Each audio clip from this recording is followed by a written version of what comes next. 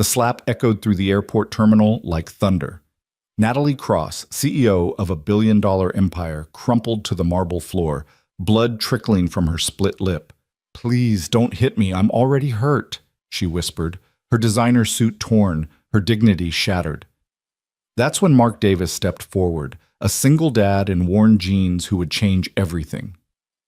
Dear viewers, stay with me until the end of this incredible story and comment your city below so I can see how far our story has traveled today. The international terminal at Chicago O'Hare was packed with the usual chaos of delayed flights and weary travelers, but nothing could have prepared the crowd for what happened at Gate B17 that rainy November evening.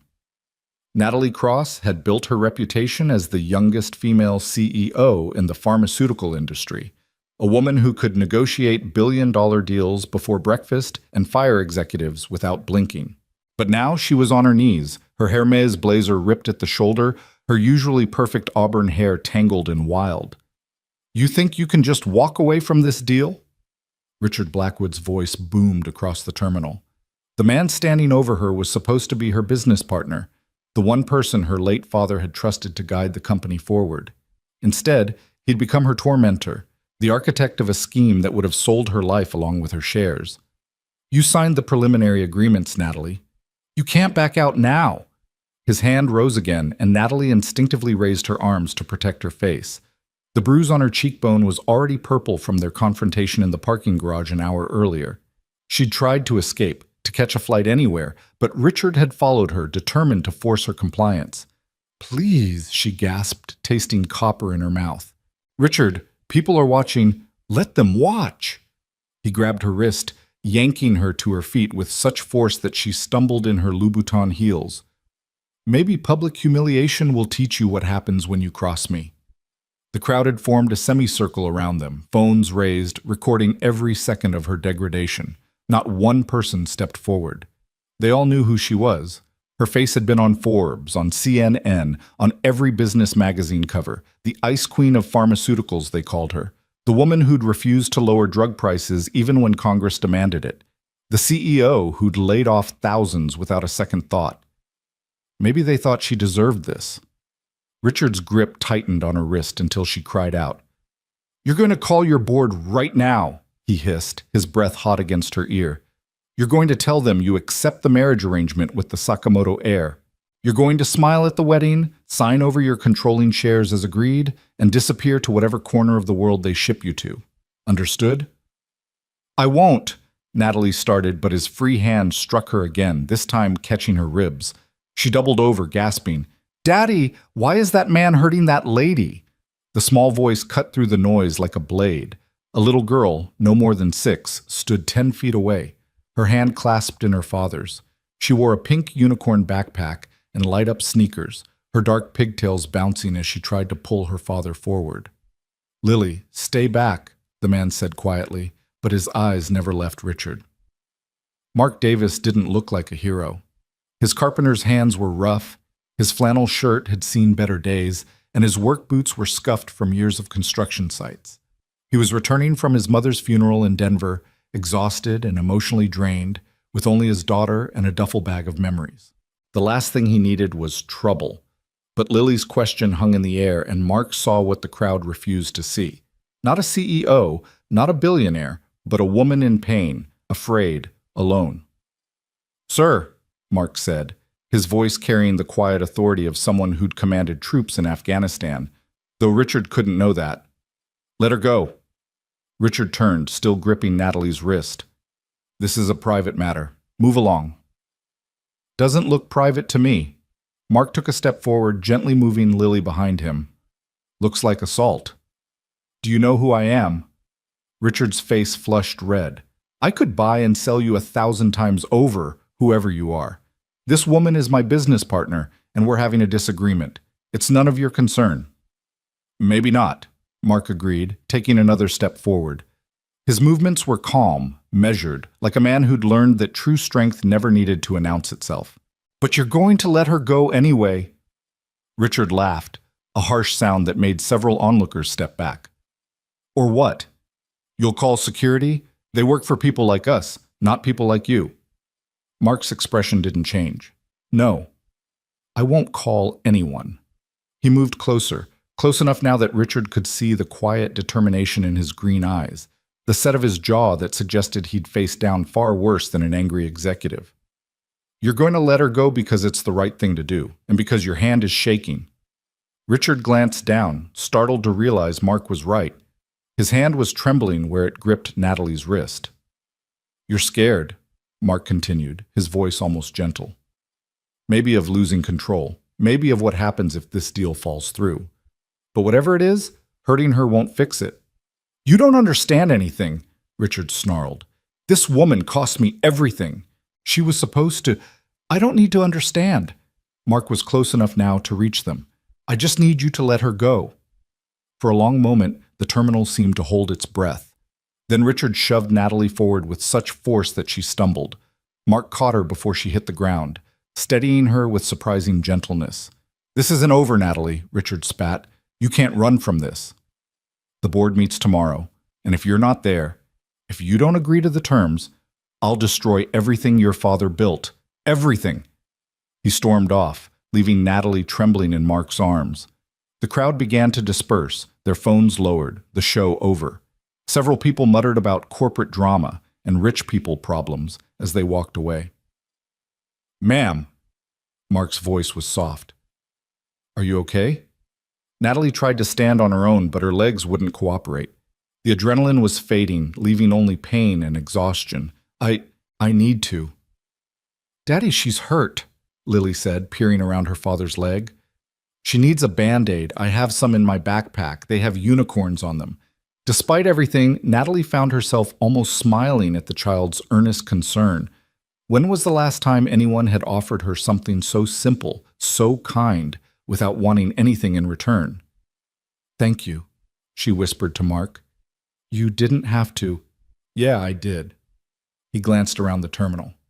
Is there someone I can call for you? Family? Friends? The question hit harder than Richard's fists. Family? Her parents were dead. Her stepbrother would probably side with Richard. Friends? She'd sacrificed every relationship for the company. She swayed on her feet and Mark steadied her again. Okay, let's get you seated at least. He guided her to a nearby bench, Lily trailing behind them like a devoted shadow. Lily, can you get those Band-Aids? The little girl immediately dropped her backpack and began rummaging through it with the seriousness of a surgeon preparing for operation. I also have juice boxes, she announced. Apple or fruit punch. Juice helps when you're sad. That's what Daddy says. Your daddy sounds smart, Natalie managed, her voice hoarse. Mark sat down beside her, maintaining a respectful distance, but close enough to catch her if she fainted. Up close, she could see the fatigue in his eyes, the stubble on his jaw that suggested he'd been traveling for a while. I'm Mark, he said simply. That's Lily. Natalie. She didn't add the cross or the CEO or any of the titles that usually followed her name. Right now she was just Natalie, sitting on a bench with a stranger and his daughter, wondering how her life had come to this. That man, Mark said carefully, is he going to come back? Probably. She touched her ribs gingerly, wincing. He needs me to. It's complicated. It always is. Mark watched as Lily produced a juice box and a handful of unicorn Band-Aids. But complicated doesn't give him the right to hurt you.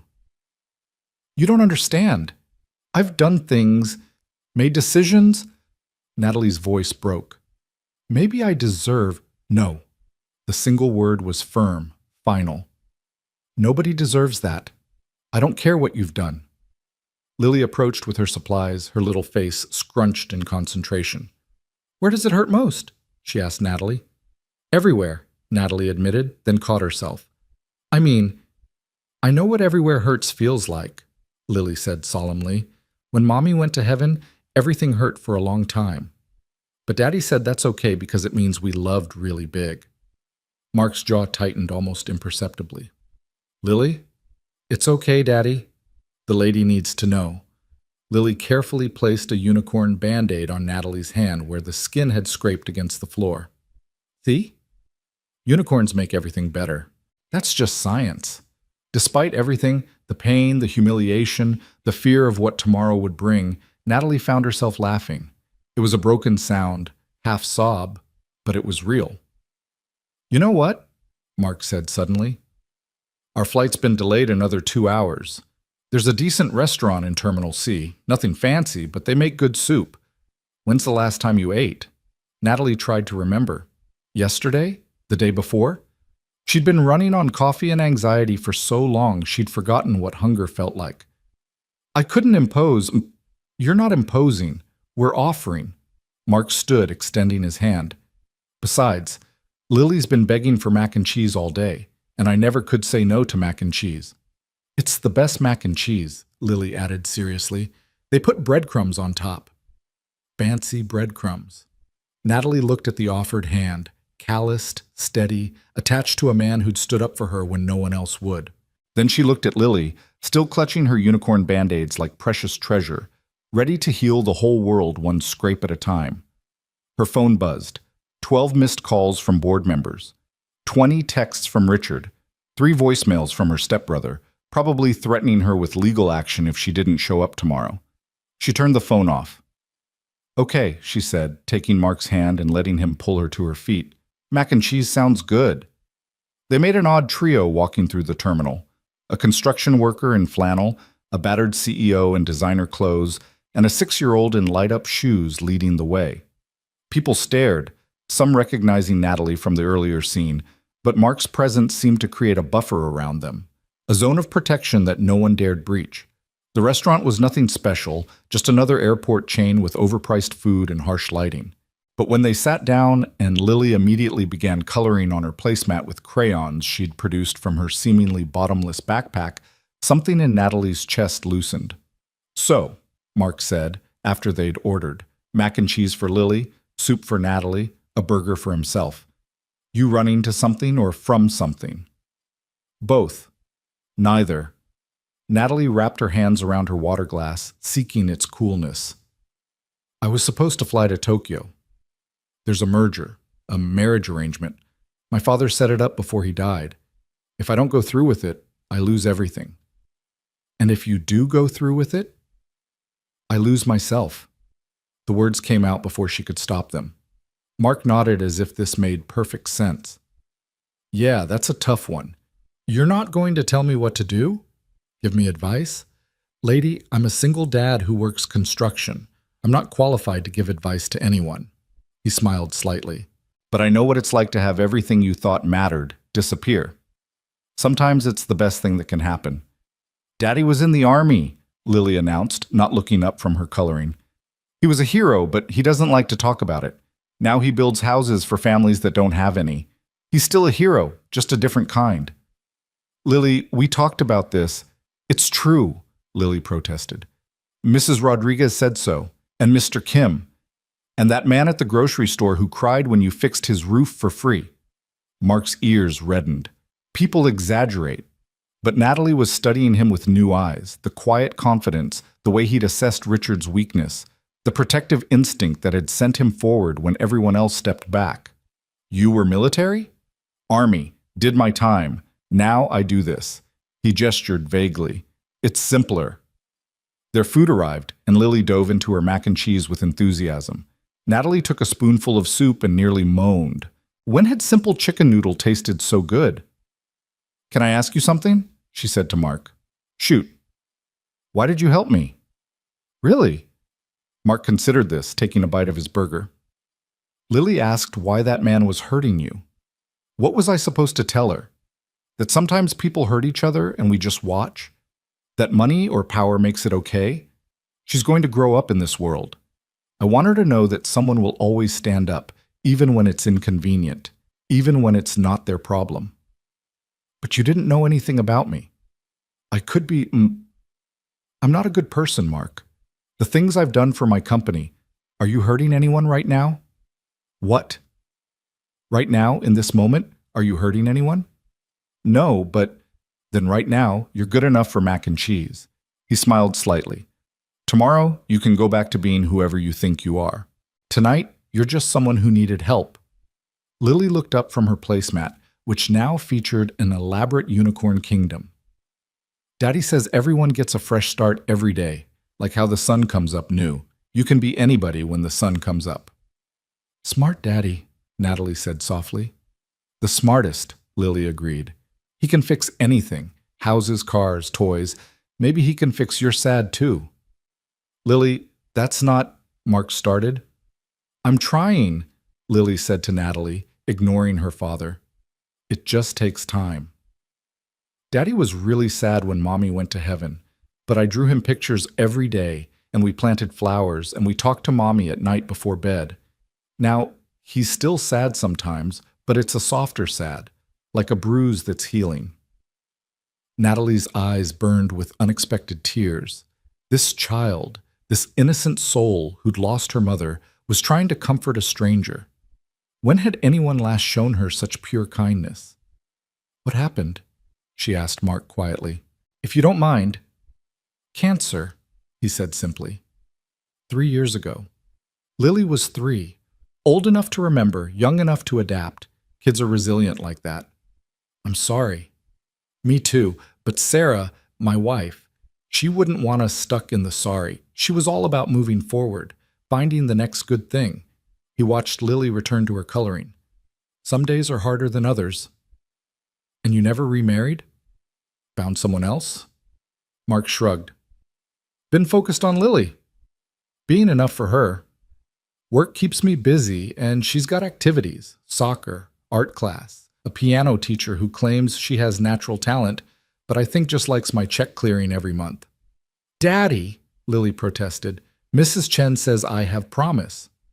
You have something, Mark agreed. I'm not sure it's musical. They fell into comfortable conversation, the kind that happens when strangers realize they're not really strangers at all, just people who hadn't met yet. Mark told her about his construction company, small but growing, specializing in affordable housing and renovation for low-income families. Natalie found herself sharing stories from before the CEO title, before the pressure, before she'd forgotten who she used to be. I wanted to be a teacher, she admitted, surprising herself. Elementary school. I loved kids, loved the idea of shaping minds, making a difference. But my father said teachers don't change the world, CEOs do. He was wrong, Mark said simply. Teachers changed my world. Mrs. Patterson, 5th grade, told me I was smart enough for college, even though my dad said college was for rich kids. She's the reason I got into West Point. But you didn't stay military? Sarah got sick right after my second deployment. Choices had to be made. I chose her, chose Lily. Never regretted it. The restaurant was starting to empty, the late hour and delayed flights creating an unusual calm in the terminal. Lily had progressed from coloring to building towers with sugar packets, her tongue stuck out in concentration. Your flight, Natalie said suddenly. I'm keeping you delayed another hour according to the board. Besides, Mark looked at her seriously. You shouldn't be alone right now. That man, Richard, he might come back. He will come back. He has too much riding on this deal. Natalie's phone, still off, felt like a weight in her purse. I should probably... Nope, Lily announced. You need more time. Daddy, tell her about the breathing thing. The breathing thing? For when everything feels too big, Lily explained. Daddy taught me. You breathe in for 4, hold for 4, out for 4. It makes your body remember it's okay. Special Forces training, Mark admitted, for dealing with stress. Lily had nightmares after. It helped. Show me? So there, in an airport restaurant with sticky tables and fluorescent lighting, a CEO worth billions learned to breathe from a 6-year-old and her father. In for 4, hold for 4, out for 4. Simple, basic, revolutionary. Better? Lily asked. Better, Natalie admitted. And it was true. The vice around her chest had loosened slightly. Our flight's boarding, Mark said, checking his watch. But, he hesitated, then pulled out his phone. Look, I know this is weird, but take my number. In case you need something, someone, whatever. Natalie stared at the offered phone. When did people just give their numbers anymore? No business card, no networking app, just a simple gesture of human connection. She entered her number, then his into her phone. Thank you, she said, for everything. Don't know how to repay. You don't. That's not how it works. Mark stood, helping Lily pack up her coloring supplies. You pass it on sometime. When you see someone who needs help, you help. That's the deal. Daddy, can she come with us? Lily asked suddenly. She doesn't have anywhere to go. Lily, she has a life here. Actually, Natalie said, surprising herself again, I don't. Not really. I have a company that's about to be taken from me, an apartment I barely see, and a family that only cares about my net worth.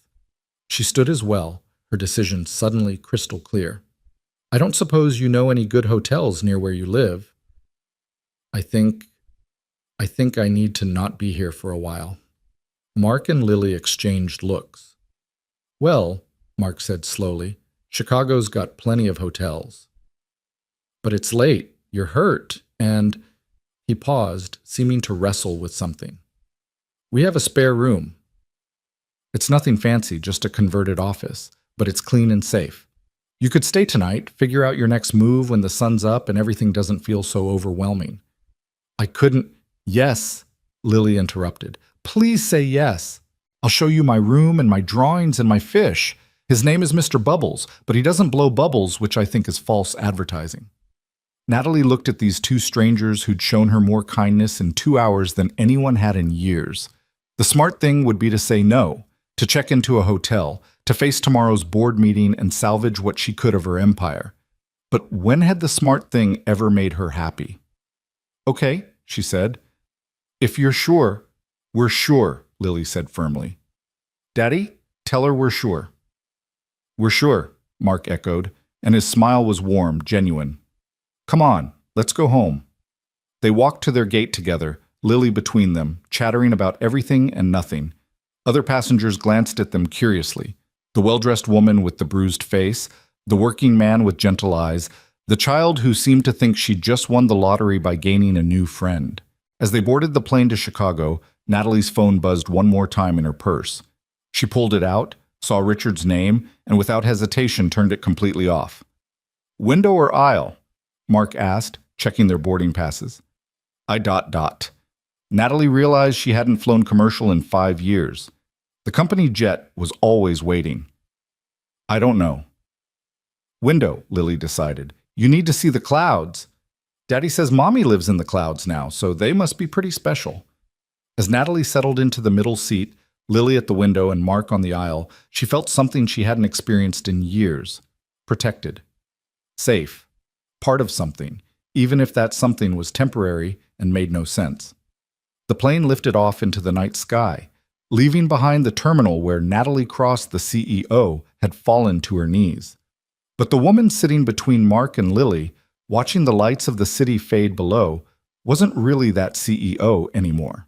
She was just Natalie, and for the first time in longer than she could remember, that felt like enough. Lily reached over and took her hand as the plane climbed higher. Don't worry, the little girl whispered. Daddy and I are really good at taking care of people. We practiced on each other. Mark heard and reached across to squeeze Natalie's other hand briefly. She's right. We're pretty good at it. Outside the window, the clouds parted to reveal a sea of stars, and Natalie thought that maybe, just maybe, there was more than one way to be powerful in this world.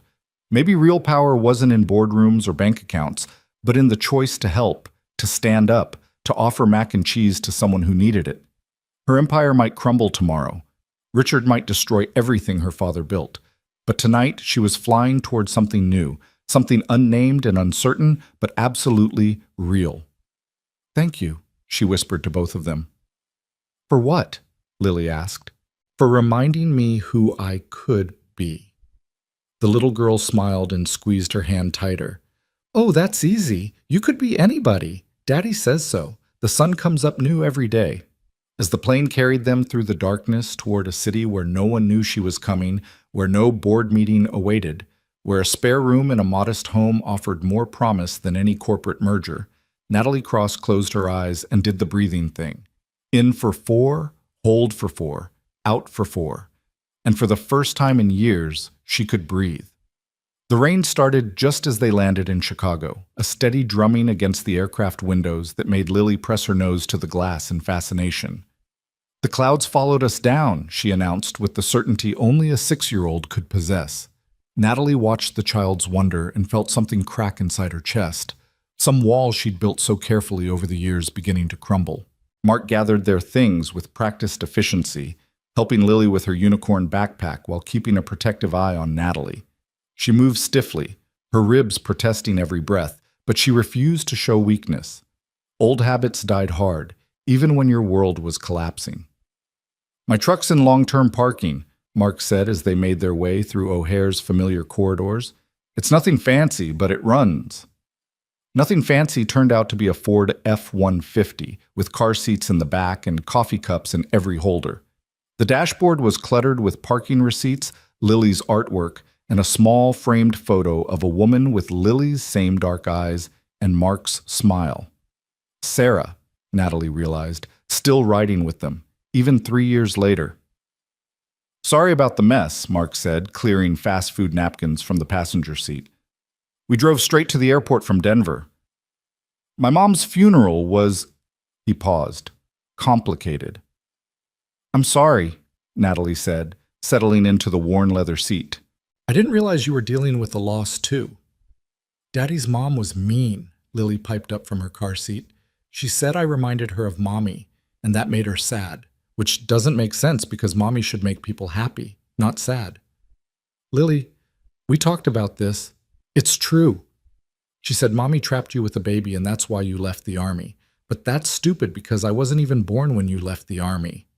I came after, which means I'm not a trap. I'm a surprise. Like finding money in your pocket."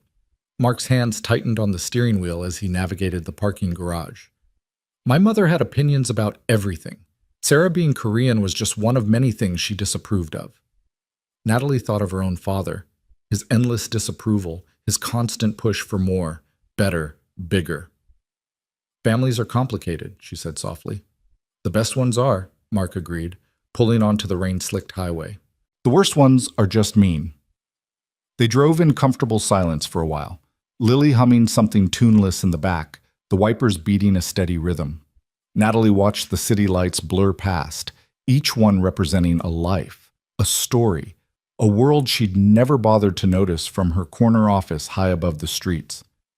"We're almost home," Mark said, taking an exit into a neighborhood that had seen better days. Small houses crowded together, some well-maintained, others showing the wear of hard times. "It's not much, but it's perfect," Natalie interrupted, surprising herself with her vehemence. "It's real." Mark's house sat on a corner lot, a 2-story craftsman that had obviously been restored with love and skill. The porch light was on, casting a warm glow over the rain-wet steps. Window boxes held the remnants of summer flowers, and a child's bicycle leaned against the railing. "I've been fixing it up slowly," Mark said, pulling into the narrow driveway. "Bought it as a foreclosure 3 years ago, right after Sarah died. Needed something to do with my hands. Daddy built my whole room," Lily announced, "with shelves that look like trees and a reading nook that's like a cave, but not scary. He says building things helps his inside feel less broken." Mark's ears reddened. "Lily has no filter," he said apologetically. "No," Natalie said. "She has no pretense. There's a difference." They hurried through the rain to the front door, Mark carrying a sleeping Lily who'd finally succumbed to the late hour. Inside, the house was exactly what Natalie expected, and nothing like it at the same time. Clean but lived in, organized but clearly home to a child. The walls were covered with Lily's artwork, framed like masterpieces. Books overflowed from shelves Mark had obviously built himself. A piano sat in the corner, sheet music scattered on the bench. "Let me put her to bed," Mark said quietly. "Make yourself at home. Kitchen's through there if you need water or anything." Natalie wandered into the kitchen, taking in the magnets on the refrigerator, holding up school papers and appointment reminders. A calendar on the wall was filled with Mark's neat handwriting. Soccer practice, piano lessons, school play rehearsal. The life of a single parent laid out in blue ink. Her phone, still in her purse, felt like a bomb waiting to explode. She knew she should turn it on, face the messages, deal with the crisis. But standing in this warm kitchen with its mismatched chairs and coffee-stained counters, she couldn't bring herself to let that world back in yet. "She went down easy," Mark said, returning. "Usually takes 3 stories and a negotiation about breakfast." You must have worn her out with all that excitement. She's remarkable, Natalie said. You've done an amazing job with her. I've done what I could. Some days that feels like enough. Other days. He shrugged, pulling 2 mugs from a cabinet. Tea? Coffee? Something stronger? I think I have a bottle of whiskey somewhere that someone gave me after Sarah's funeral. Tea sounds perfect. They stood in comfortable silence while the water boiled, the rain creating a cocoon around the little house. Natalie found herself studying Mark when he wasn't looking, the way his hands moved with careful precision, the slight stoop to his shoulders that spoke of carrying too much for too long, the gentleness that seemed to radiate from him despite his obvious strength. "Can I ask you something?" she said as he handed her a mug of chamomile tea. "Sure." "Why did you really help me?" The truth this time. Mark leaned against the counter, considering. "You reminded me of Sarah," he said finally. "Not physically, but the day she got her diagnosis, she had this look, like the world had just shifted under her feet and she didn't know how to stand anymore. You had that same look. What did you do?" "When she got the diagnosis?" "Held her, cried with her. Then we made a plan. 1 day at a time, 1 hour at a time, if necessary. We had 2 years, which was more than they originally gave us. 2 years of Lily growing, of memories made, of learning that time isn't about quantity." Natalie's hands tightened around the warm mug. "My father died 6 months ago. Heart attack at his desk. He was in the middle of a merger negotiation. They found him with his pen still in his hand." "I'm sorry." "I'm not sure I am," she admitted. "Is that terrible? He was my father, but he made me into something I'm not sure I want to be anymore. People are allowed to be complicated. Your feelings about them are allowed to be complicated too."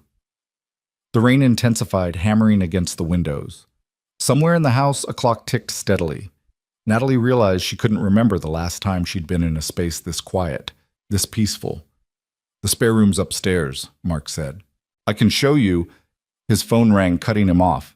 He frowned at the screen. "Unknown number." "Don't answer it," Natalie said quickly. "It might be," but Mark had already accepted the call. "Hello?" Even from across the kitchen, Natalie could hear Richard's voice, sharp and demanding. "Mr. Davis, I presume? The Good Samaritan from the airport?" Mark's expression hardened. "How did you get this number?" "I have resources you couldn't imagine. I know you have Miss Cross with you. I know you live at 427 Maple Street. I know you have a daughter named Lily who attends Riverside Elementary." The threat was implicit but clear. Mark's jaw clenched, but his voice remained calm. "What do you want?" "I want to speak to Natalie. Now." Mark looked at her, eyebrow raised in question. She shook her head, but then held out her hand for the phone. Running wouldn't solve this. "Richard," she said, her voice steadier than she felt. "Have you lost your mind? Do you have any idea what you're doing? The board is in emergency session. The Sakamoto family is threatening to pull out entirely. 20,000 jobs, Natalie. 20,000 people will lose their livelihoods if this deal falls through. That's not my responsibility anymore." "Not your—" Richard's voice rose to a near shriek. "Your father built this company. You have an obligation." "My father is dead," Natalie said flatly, "and his obligations died with him." "You selfish bitch! You'd throw it all away for what? Some misguided rebellion? A mental breakdown?" Mark moved closer, not touching, but present, a solid wall of support. Natalie drew strength from his proximity.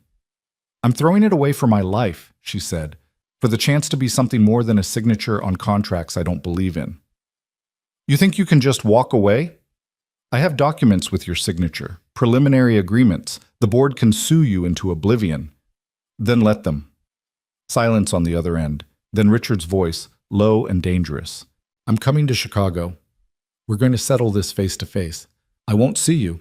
You will.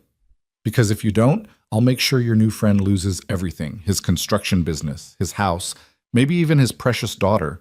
Foster care can be so traumatic for children, don't you think?" The line went dead. Natalie stood frozen, the phone still pressed to her ear. Mark gently took it from her hand. He can't, she started. He can try, Mark said calmly. Men like him always think they can buy or threaten their way into anything. But Natalie, I need you to understand something. You don't have to face him. You don't owe him or anyone else a confrontation. But what he said about Lily, about your business, I've faced worse threats from better men, Mark said simply. In Afghanistan, they threatened my unit's families to try to break us. You know what we learned? Bullies only have the power you give them. This is different. Richard has resources, lawyers, connections, and I have something he doesn't. Mark's smile was slight, but genuine. Nothing left to lose except what really matters. My business? I can rebuild. My house? It's just walls and a roof. But Lily, my integrity? Those aren't for sale or subject to negotiation. Natalie sank into one of the kitchen chairs, suddenly exhausted. I shouldn't have come here. I've put you both in danger. No, Mark said firmly, sitting across from her. You've given us a chance to do something that matters. Lily learned tonight that standing up for someone isn't just a concept, it's an action. That's worth any risk. You don't even know me. I could be lying about everything. Are you? No, but then we're good. He stood, moving to a drawer and pulling out a first aid kit. Now, let me look at those ribs. I've got some training from my army days. I'm fine. You've been holding your left side since we got here, and you wince every time you take a deep breath. That's not fine.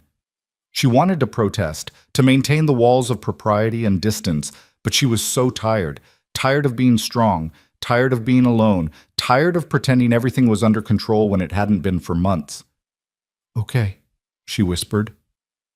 Mark's hands were gentle as he helped her out of her suit jacket, revealing the bruises that had bloomed across her ribs like purple flowers. He hissed through his teeth. This needs an X-ray, he said. You could have broken ribs. They're just bruised. I've had worse. Mark's hand stilled. From him? From life, she said, not quite answering. The physical bruises are new. The other kind, those I've been collecting for years. He carefully applied arnica cream to the worst of the bruising, his touch clinical but caring. Sarah used to say that emotional bruises needed the most tending. They're the ones that don't heal on their own. How did she heal them? Time, love, purpose beyond herself. He helped her back into her jacket. She volunteered at a women's shelter before she got too sick. Said it reminded her that everyone was fighting something. I've never volunteered for anything, Natalie admitted. Never had time. You have time now. The simple statement hit her like a revelation. She did have time now. For the first time in her adult life, she had no meetings tomorrow, no calls to return, no deals to close. The freedom was terrifying and exhilarating in equal measure. A small voice from the doorway made them both turn. Are you fixing her? Lily stood there in dinosaur pajamas, rubbing sleepy eyes. Hey, Sweet Pea, Mark said. You should be asleep. I heard voices. Angry voices. Lily patted over to Natalie. Was it the mean man from the airport? Yes, Natalie said, seeing no point in lying. But it's okay. Your daddy scared him away. Lily climbed into Natalie's lap with the confidence of a child who'd never been rejected. Daddy's good at scaring away bad things. He checks my closet every night and tells the monsters to go away. They always listen. Maybe he can teach me that trick, Natalie said, smoothing Lily's hair. It's easy, Lily said seriously. You just have to use your strong voice and mean it. Monsters can tell if you don't mean it. All right, monster fighter, Mark said, lifting Lily from Natalie's lap. Back to bed. Can Miss Natalie tuck me in too? Mark looked at Natalie questioningly. She nodded, standing carefully. Lily's room was exactly as described, a masterpiece of a father's love. The shelves really did look like trees, complete with carved leaves and hidden birds. The reading nook was a cozy cave with fairy lights strung along the opening. Every surface held treasures, rocks, feathers, broken jewelry transformed into fairy crowns. This is my mommy, Lily said, showing Natalie a photo by her bed. The woman in the picture was radiant, her smile infectious, her arms wrapped around a younger Lily. Daddy says I have her smile and her stubborn. Her stubborn? Yeah, when I don't want to do something, I get really stubborn, like Mommy did when the doctor said she should stop working. She kept going until she couldn't anymore because she said kids needed her. What did she do? She was a nurse. For kids. Daddy says she made scared kids brave. Mark tucked the blankets around Lily with practiced ease. Story or song? Song, Lily decided. The one about the blackbird.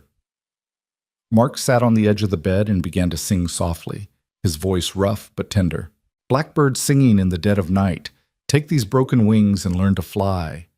Natalie stood in the doorway, watching this nightly ritual, and felt her heart crack wide open. This was wealth. This was power. This small room with its handmade wonders. This child with her absolute trust. This man with his quiet strength. Her phone buzzed in her pocket. Without looking, she knew it was Richard or the board or her stepbrother or any of the dozen people who thought they owned pieces of her. She left it unanswered. When Lily was asleep, Mark showed Natalie to the spare room. It was simple but clean, with a quilt that looked handmade and a small window overlooking the backyard. Sarah's mother made that quilt, Mark said, indicating the bed. She sends one every Christmas. I think it's her way of staying connected to Lily. It's beautiful. There are towels in the bathroom, and I'll find you something to sleep in. Sarah's clothes are still... He paused. I kept them. I know that's probably weird, but it's not weird, Natalie said. It's love. Mark looked at her for a long moment, something shifting in his expression. Yeah, he said quietly. It is. He returned with a soft t-shirt and pajama pants. They might be a bit small, but they're comfortable. After he left, Natalie changed slowly, her ribs protesting. Sarah's clothes smelled faintly of lavender, and something else, something indefinable but comforting. She sat on the bed, looking around the small room that was now, temporarily, hers. Her phone rang again. This time she looked at the screen, her stepbrother, calling for the 15th time. She answered. Nathan! Jesus Christ, Natalie, where are you? Richard's lost his mind. He's calling emergency board meetings, threatening lawsuits. The Sakamoto family is pulling out. Dad's company is imploding. Dad's company was always going to implode, she said calmly. It was built on exploitation and greed. Spare me the moral crisis. You have a responsibility. No, Nathan, I had a job. There's a difference. You're having a breakdown. That's what this is. The stress finally got to you. Come back, take a vacation after the merger. Hell, take a year off. Just don't throw everything away. I'm not throwing it away. I'm setting it down. There's a difference. Where are you? Somewhere safe. Natalie, please. Think about what you're doing. Think about the employees, the shareholders. I've thought about nothing else for 5 years, she said. Now I'm thinking about me. She hung up and turned off the phone completely. A soft knock at the door made her look up. Mark stood there with a glass of water and 2 ibuprofen. Thought you might need these, he said. Thank you. She took the pills gratefully. Mark, I need to be honest with you. Tomorrow is going to get ugly. Richard won't give up. The board will probably sue me. The media will get involved. Your life is about to become very complicated if I stay here. My life got complicated the day Sarah got diagnosed, Mark said. Everything since then has been manageable. He paused in the doorway. But if you want to leave, if you think that's best, I'll drive you wherever you want to go. What do you think I should do? I think, Mark said slowly, that you should stop running from something and start running to something. But that's just me. What would I run to? That's for you to figure out. But Lily and I make pretty good pancakes, so at minimum, you could run to breakfast. After he left, Natalie lay in the narrow bed, staring at the ceiling, listening to the rain against the window. Somewhere in this house, a little girl slept surrounded by handmade wonders. Down the hall, a man who'd lost everything that mattered except his daughter was probably lying awake, wondering if he'd made a mistake letting a stranger into their carefully rebuilt life. But he had let her in. Without knowing her history, her sins, her failures. He'd seen her at her lowest and offered not judgment, but sanctuary. Her empire was crumbling. By tomorrow, she might be sued into bankruptcy, her reputation destroyed, her father's legacy in ruins. Richard would win. The board would win. Everyone who said she couldn't walk away would win. Except, would they? What was winning, really? Was it sitting in a boardroom at midnight signing deals that destroyed communities? Was it marrying a stranger for a merger? Was it dying at your desk with a pen in your hand and no one who truly mourned you? Or was it this? A borrowed room, a handmade quilt, the promise of pancakes and the trust of a child who drew unicorns to heal wounds. The rain continued its steady rhythm, and somewhere between one breath and the next, Natalie made her decision. Not the big decision. That would come later with lawyers and documents and formal resignations, but the small decision, the one that mattered most. She would stay for breakfast. She would stay to see Lily's fish that didn't blow bubbles. She would stay to learn how Mark had rebuilt his life from the ashes of loss. She would stay because for the first time in years, someone had seen her not as a CEO or an heiress or a problem to be solved, but as a person who needed help. Tomorrow, Richard would come with his threats and his lawyers. The board would demand answers. The media would paint her as either a villain or a victim, neither of which was true. But tonight, she was just Natalie, wearing borrowed pajamas in a stranger's spare room, listening to the rain and feeling something she'd thought was dead forever. Hope. The sound of footsteps in the hall made her sit up, not Mark's heavy tread, but lighter.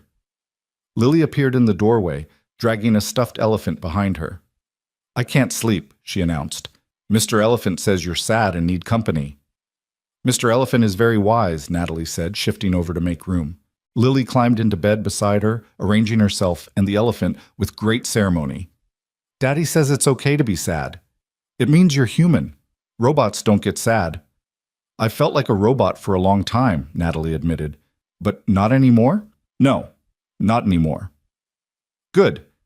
Robots can't eat pancakes. Their circuits would get sticky." They lay in comfortable silence, the little girl's warmth a balm against the ache in Natalie's ribs and heart. "Miss Natalie, yes? Are you going to stay?" "For breakfast, yes. What about after breakfast?" "I don't know." Lily considered this. When Mommy was sick, she didn't know about tomorrow either. So we made up a game. We'd say, "Today I'm here," every morning. That way we didn't have to worry about tomorrow. "Today I'm here," Natalie whispered. "See? Easy." Lily yawned enormously. "Can I tell you a secret?" "Of course." "I think Daddy likes you. Not like because he still loves Mommy, but likes you like you're important. He doesn't let many people be important. You're very observant for 6. I'm almost 7. That's practically grown up." Mark's voice from the doorway made them both look up. "Lily Marie Davis, what are you doing out of bed?" "Keeping Miss Natalie company," Lily said innocently. Mr. Elephant insisted. "Mr. Elephant needs to learn boundaries." But Mark's voice was fond, not angry. "Come on, back to your own bed." "Can I stay?" "Please, I'll be quiet." Mark looked at Natalie, who nodded. "Fine. But if I hear giggling, you're out." "No giggling," Lily promised solemnly. Mark hesitated, then said, "Natalie, you should know, Richard called again. He's on a plane to Chicago. He'll be here in the morning." "I know." "We can leave. I have a cabin about 2 hours north. It's not much, but—" "No more running," Natalie said. "If he wants to find me, he can find me here. But I'm done being afraid of him." Mark nodded slowly. "Okay, we'll face it together then. You don't have to— Yes, he said firmly. "I do. You're not alone in this anymore." After he left, Lily snuggled closer. "See?" she whispered. "Important." Natalie wrapped her arm around the little girl, careful of her ribs. Outside, Chicago spread out in all its messy, beautiful glory. Somewhere in the city, Richard was probably already planning his attack, marshaling his forces, preparing to drag her back to the life she'd escaped. But here, in this small room, with a handmade quilt and a 6-year-old philosopher, Natalie felt more powerful than she had in any boardroom. This was choosing. This was freedom. This was the beginning of whatever came next. "Miss Natalie?" Lily's voice was drowsy. "Yes?" "I'm glad the mean man hurt you." Natalie stiffened. What?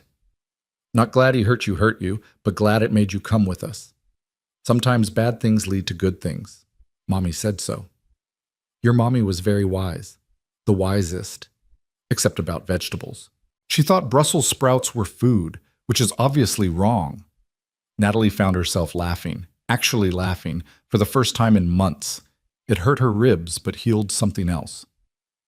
Go to sleep, she said softly. You too. Tomorrow needs us rested. Why?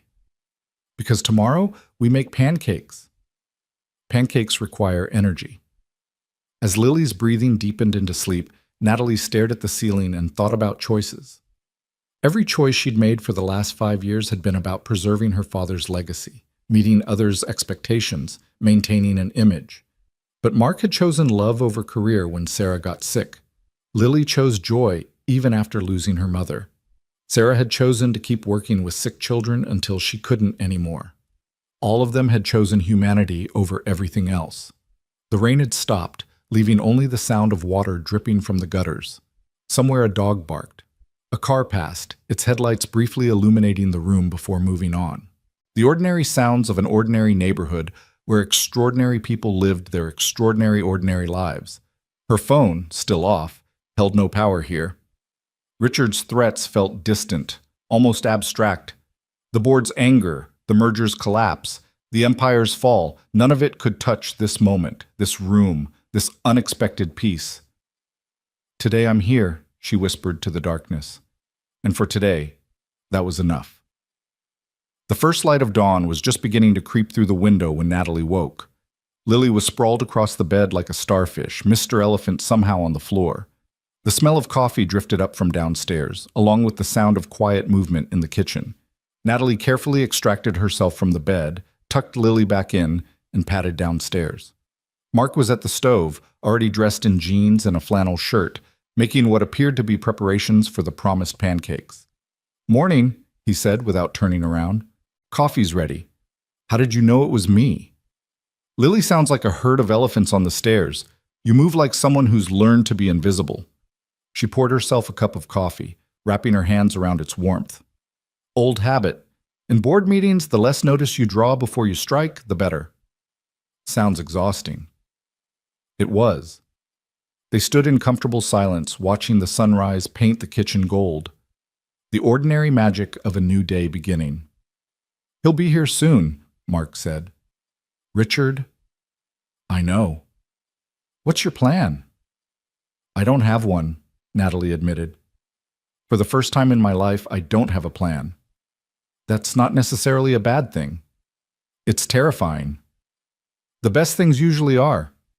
Mark flipped a test pancake with practiced ease. Sarah was terrified when we found out she was pregnant. We were young. I was about to deploy. She was in nursing school. Nothing about it made sense. But Lily happened anyway. The best things don't wait for perfect timing. The doorbell rang at exactly 8:30, just as Lily was drowning her third pancake in enough syrup to float a small boat. The sound cut through the morning warmth like a blade, and everyone froze. Even Lily, who'd been chattering nonstop about her upcoming school play, fell silent. That's him, Natalie said unnecessarily. Her coffee cup trembled slightly as she set it down. Mark stood, his movement calm and deliberate. Lily, honey, why don't you go upstairs and play in your room for a bit? But I'm not done with pancakes, Lily protested, then caught sight of their faces. Is it the mean man? Yes, Mark said simply. He'd learned never to lie to his daughter about hard things. Lily slid off her chair and walked over to Natalie, wrapping her small arms around her waist. Remember the strong voice, she whispered. And if he's mean again, Daddy will make him leave. The doorbell rang again, more insistent this time. Go on upstairs, sweetheart, Mark said gently. Lily grabbed Mr. Elephant from where she'd dropped him by the stairs and marched up with the dignity of a general heading to battle. They heard her door close firmly. You don't have to see him, Mark said to Natalie. I can send him away. No. Natalie stood, smoothing down Sarah's borrowed t-shirt. I need to do this. But Mark, whatever he says, whatever threats he makes, Won't change anything, Mark finished.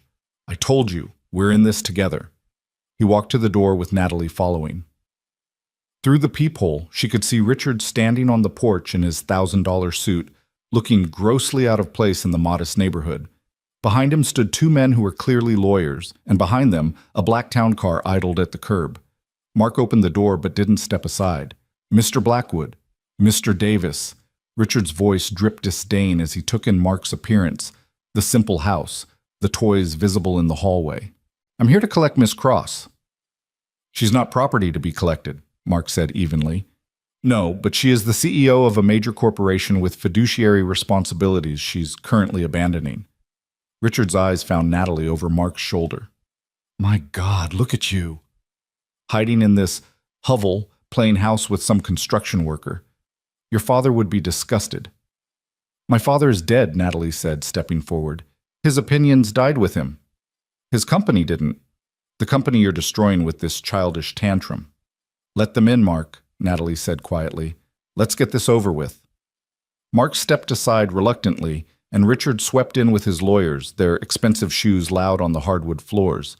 They looked around the living room with barely concealed contempt, taking in the secondhand furniture, the crayon drawings, the lived-in comfort of the space. 2 hours, Richard said, checking his Rolex. You have 2 hours to pack whatever you need and come with us. The board is meeting at noon.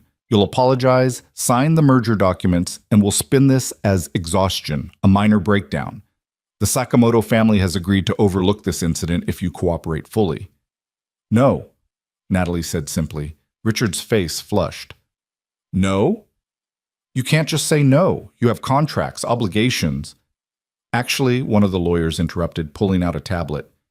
She can. I've reviewed the preliminary agreements. Without her final signature, they're meaningless. However, he turned to Natalie, the board can remove you as CEO and sue you for breach of fiduciary duty. You could lose everything. I've already lost everything that mattered, Natalie said. My soul, my integrity, my sense of self. Losing money seems trivial in comparison. 20,000 jobs, Richard said, playing his trump card. 20,000 families depend on this merger going through. Their mortgages, their children's college funds, their futures. You're destroying all of it for what? To play domestic in this working-class fantasy? The words hit home. Natalie wavered, thinking of all those employees, all those families. Mark moved closer, not touching, but present, solid. That's manipulation, he said quietly. If the company needs this merger to survive, then it was already failing. That's not on Natalie. What would you know about it? Richard sneered. You hammer nails for a living. I know right from wrong, Mark replied, which seems to be more than you do. Richard ignored him, focusing on Natalie. Your mother's medical research foundation, it's funded entirely by company profits. Without the merger, it closes. Everything she worked for, gone. Natalie felt the blow like a physical hit. Her mother had died when she was 12, cancer taking her slowly, painfully. The foundation had been her father's way of honoring her memory, and Natalie had poured money into it for years. You bastard, she whispered. I'm practical, Richard corrected. Something you used to be. Come back, Natalie. Save the company, save the jobs, save your mother's legacy. All you have to do is sign papers and show up for some photos. The marriage doesn't even have to be real. Separate bedrooms, separate lives, just maintain appearances. Like my parents did? Natalie asked bitterly, smiling for cameras while dying inside. Your parents built an empire. My parents built a mausoleum and lived in it. A small noise from the stairs made everyone turn. Lily stood there, Mr. Elephant clutched to her chest, her face fierce with 6-year-old fury. You're being mean again, she announced to Richard, in my house. Daddy doesn't allow meanness in our house. Lily, go back upstairs, Mark said gently. No. She marched down the stairs and planted herself in front of Natalie. You made her cry yesterday, and you're trying to make her cry today. That makes you a bully. We learned about bullies in school. They're scared people who make others feel bad so they feel better. Richard stared at the child as if she were an alien species. This is none of your concern, little girl. My name is Lily Marie Davis, she said with dignity, And you're in my house making my friend sad. That makes it my concern. One of the lawyers coughed, hiding what might have been a laugh. Richard's face darkened. This is exactly the problem, he said to Natalie. You're hiding behind a child now. How far you've fallen. She's not hiding, Lily said matter-of-factly. She's choosing. Daddy says choosing is the hardest thing adults do, but Miss Natalie is brave. She chose us over you, which means we're better than you. The simple logic of it, delivered with such certainty, seemed to stop Richard cold. For a moment the room was silent except for the tick of the clock on the mantel. Then Natalie laughed. Really laughed, for the second time in 24 hours. She's right, she said. A 6-year-old sees it clearer than any of us. I'm choosing. Not them over you, Richard. Me over everything else. You're making a mistake, Richard said coldly. I'll destroy you. No one will hire you. No bank will lend to you. You'll be a pariah in every boardroom in the country. Good, Natalie said. Boardrooms are where souls go to die. Richard gestured to his lawyers. Draw up the papers. Full corporate divorce. She forfeits everything. Salary, bonuses, stock options, everything. I want one thing, Natalie said suddenly. My mother's foundation. Separate it from the company. Give it independent funding from my trust fund. That's my only condition. Richard smiled nastily. No. You walk away with nothing or you come back with everything. Your choice. Mark stepped forward. Get out of my house. We're not done. Yes, you are. Mark's voice carried the quiet authority it had at the airport. You've made your threats. She's made her choice. Now leave before I help you leave. Richard looked at Mark, really looked at him for the first time, and something in Mark's stance, his eyes, made the executive step back. This isn't over, he said to Natalie. Yes, she said quietly, it is. They left in a flurry of expensive suits and legal threats, the door slamming behind them. The house felt suddenly empty, deflated. Natalie sank onto the couch, her head in her hands. I just destroyed my mother's foundation, she said numbly. 20,000 jobs, everything my father built. Lily climbed onto the couch beside her. But you built something else. What? Today. You built today. The little girl patted her hand. Daddy says that's all we really have anyway. Mark sat on Natalie's other side, careful not to crowd her. She's right.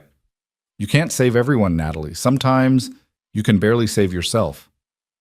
But all those people will find other jobs. The company will survive or it won't. But you get this one life. That's it. Natalie's phone rang.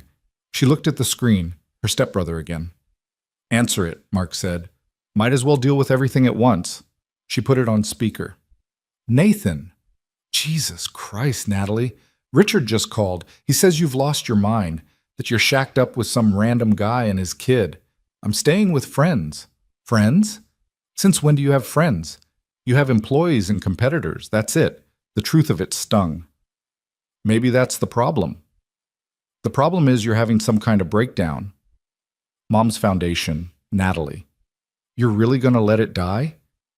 Mom's been dead for 28 years, Nathan. The foundation won't bring her back. But it's her legacy. No. We're her legacy, you and me. And what have we become? You're a hedge fund vampire, and was a pharmaceutical tyrant. You think that's what she'd want? Silence on the other end. Then, where are you? Chicago. I'm coming there. Nathan, not to drag you back. To see you. My sister, not the CEO. We haven't really talked, in years. She was surprised to feel tears burning her eyes. Okay. After she hung up, Mark stood. I should check on the garage. I've got employees too, and they're probably wondering where I am. Mark, I'm so sorry about all this. Don't. He touched her shoulder gently. Life happens. We deal with it. He looked at Lily. Want to come help at the shop, kiddo? Can Miss Natalie come? If she wants. Natalie looked at these two people who'd taken her in without question, who were offering her not just shelter, but belonging. I'd like that. Mark's shop was only 10 minutes away, a converted warehouse with Davis Construction Building Dreams, one home at a time, painted on the side. Inside, it smelled of sawdust and possibility.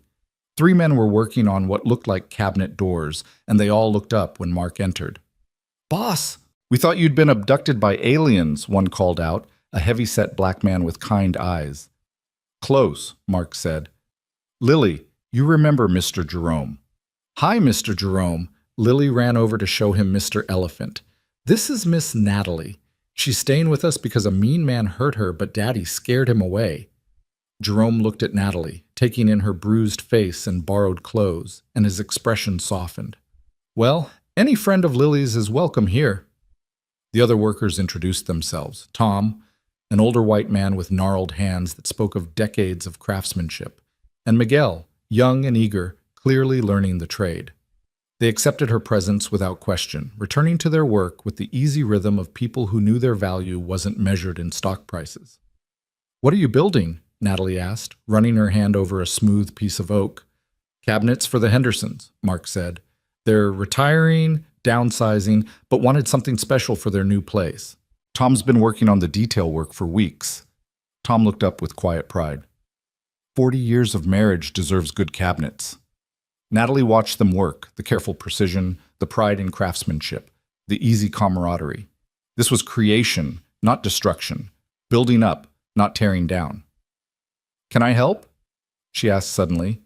Miguel laughed. "You ever used a sander?" "No." "Then you can definitely help." "Sanding's where everyone starts?" He handed her safety glasses and showed her how to hold the tool. "Just follow the grain. Wood'll tell you where to go if you listen." For the next 2 hours, Natalie sanded cabinet doors, while Lily drew at a small table Mark had obviously set up for her. The repetitive motion was soothing, meditative. Her phone rang constantly, but she ignored it. The world wanted CEO Natalie Cross, but she was just Natalie, learning to follow the grain. "You're a natural," Tom said, inspecting her work. "Sure you've never done this before?" "I've spent 5 years going against the grain," she said. "Following it is a nice change." Around noon, Nathan arrived. Natalie barely recognized her stepbrother. Gone was the usual 3-piece suit. He wore jeans and a polo shirt, looking oddly vulnerable. "This is where you're hiding?" he asked, looking around the workshop. "This is where I'm living," she corrected. They walked outside to talk, leaving Mark and his crew to their work. Nathan leaned against the building, studying her. "You look different," he said finally. "Bruised?" "Free." He sighed. "Richard's telling everyone you've had a psychotic break. The board's in emergency session. The Sakamoto deal is dead." "I know." "You really don't care?" "I care, but not enough to go back." Nathan was quiet for a long moment. "You know, I hated you for a while. After Mom died, Dad gave you everything. His attention, his company, his expectations. I got the leftovers." "Nathan, no, let me finish. I hated you, but I also felt sorry for you. Because at least I got to escape. I got to build my own thing, even if it's not particularly noble. You? You got trapped in his vision. I trapped myself." "Did you? Or did we all just play the roles we were given until we forgot we were acting?" She looked at her stepbrother, really looked at him for the first time in years. He seemed smaller somehow, or maybe she was just seeing him without the filter of resentment and competition.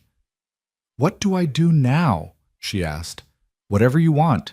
That's the terrifying and wonderful thing about burning bridges. You can't go back, so you have to go forward." "The foundation? I'll fund it," Nathan said suddenly. "Not at the same level, but enough to keep the research going. Mom would have hated what Richard's doing." "You didn't even like Mom." "No, but I loved her." "Complicated, remember?" They stood in silence, watching traffic pass. 2 damaged children of a damaged family trying to find their way. "The guy inside," Nathan said. "Mark? He seems good." "He is. You love him?" "I met him yesterday." "That's not an answer." "I don't know what love is anymore. But I know that when I'm with him and Lily, I remember who I wanted to be before I forgot I had a choice." "That might be love, or at least the beginning of it." A car pulled up, and Tom's wife emerged with bags of food. "Lunch!" she called out. "I made too much again." It was an obvious lie. She'd clearly cooked for everyone, but it was the kind of lie that made the world softer. They all sat around a makeshift table in the workshop, passing containers of homemade food, laughing at Lily's jokes, existing in the simple grace of a shared meal. Nathan watched it all with wonder. "When's the last time we did this? Just ate with people?" "I can't remember," Natalie admitted. "Me either." After lunch, Nathan pulled her aside once more. "I have to ask, what's your plan? Long term?" "I don't have one." "You always have a plan." "Not anymore. Plans got me where I was.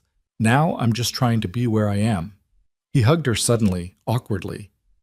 They weren't a hugging family, hadn't been since their mother died. "Call me," he said, "when you figure out what comes next." After he left, Natalie found herself back at the sander, smoothing wood while Lily napped on the small couch in Mark's office. The afternoon light slanted through the windows, turning sawdust into golden fairy dust. "Your brother seems nice," Mark said, working beside her. "We haven't been nice to each other in a long time." "Maybe that's changing too." Her phone rang again. This time she recognized the number. Her personal lawyer, not one of Richard's corporate sharks. "Miss Cross, I've been trying to reach you. There's something you should know. Your father's will had a provision I wasn't allowed to discuss until now. If you ever left the company voluntarily, a trust fund activates. It's substantial." "What? Why wouldn't he tell me?" "The letter he left with it says, and I quote, 'If you're hearing this, you finally found the courage to leave. Your mother would be proud. Use this to build something that matters.'" Natalie's legs gave out. She sat hard on a stack of lumber, the phone shaking in her hand. "How much?" she whispered. $50 million. And the house in Vermont your mother loved. It's been maintained all these years, waiting. After the lawyer hung up, Natalie sat in stunned silence. Her father had known, had planned for this, had maybe even hoped for it. "You okay?" Mark asked, sitting beside her. "My father, he left me an escape hatch.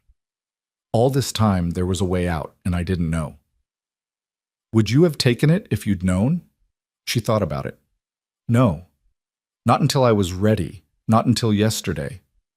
Then it came at the right time. I could fund the foundation. I could do something real." "You could do anything." She looked at him, this man who'd built a life from loss, who created rather than destroyed. "What would you do?" "Honestly?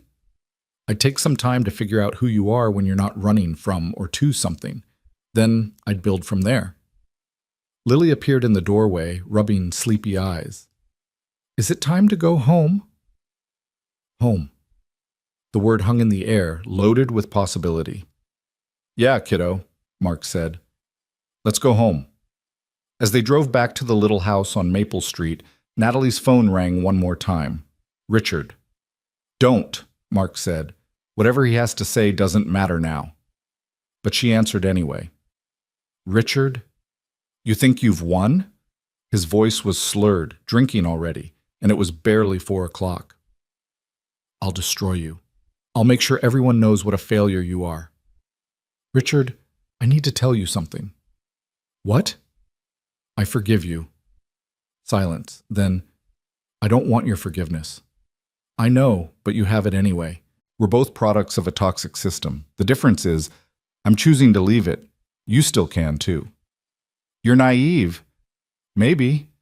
But I'm free. Goodbye, Richard." She hung up and turned off her phone for good. That evening, while Mark cooked dinner and Lily set the table with great ceremony, Natalie stood in the backyard, looking at the small garden Mark had planted. Tomatoes, herbs, flowers mixing with vegetables in cheerful chaos. "It's not much," Mark said, joining her, "but it feeds us." "It's perfect." He stood beside her, close enough that she could feel his warmth. "Natalie, I need to say something." "Okay. You don't owe us anything. Not gratitude, not staying, nothing. You're free to go whenever you want, wherever you want." "What if I don't want to go?" "Then you stay. As long as you need." What if it's not about need? What if it's about want? He turned to look at her, really look at her. In the dying light, his eyes were the color of forests, deep and alive. Then that's different, he said softly. Mark, I'm complicated. Damaged. I've done things. So have I. Different things, but things. We all have. The question is, what do we do next?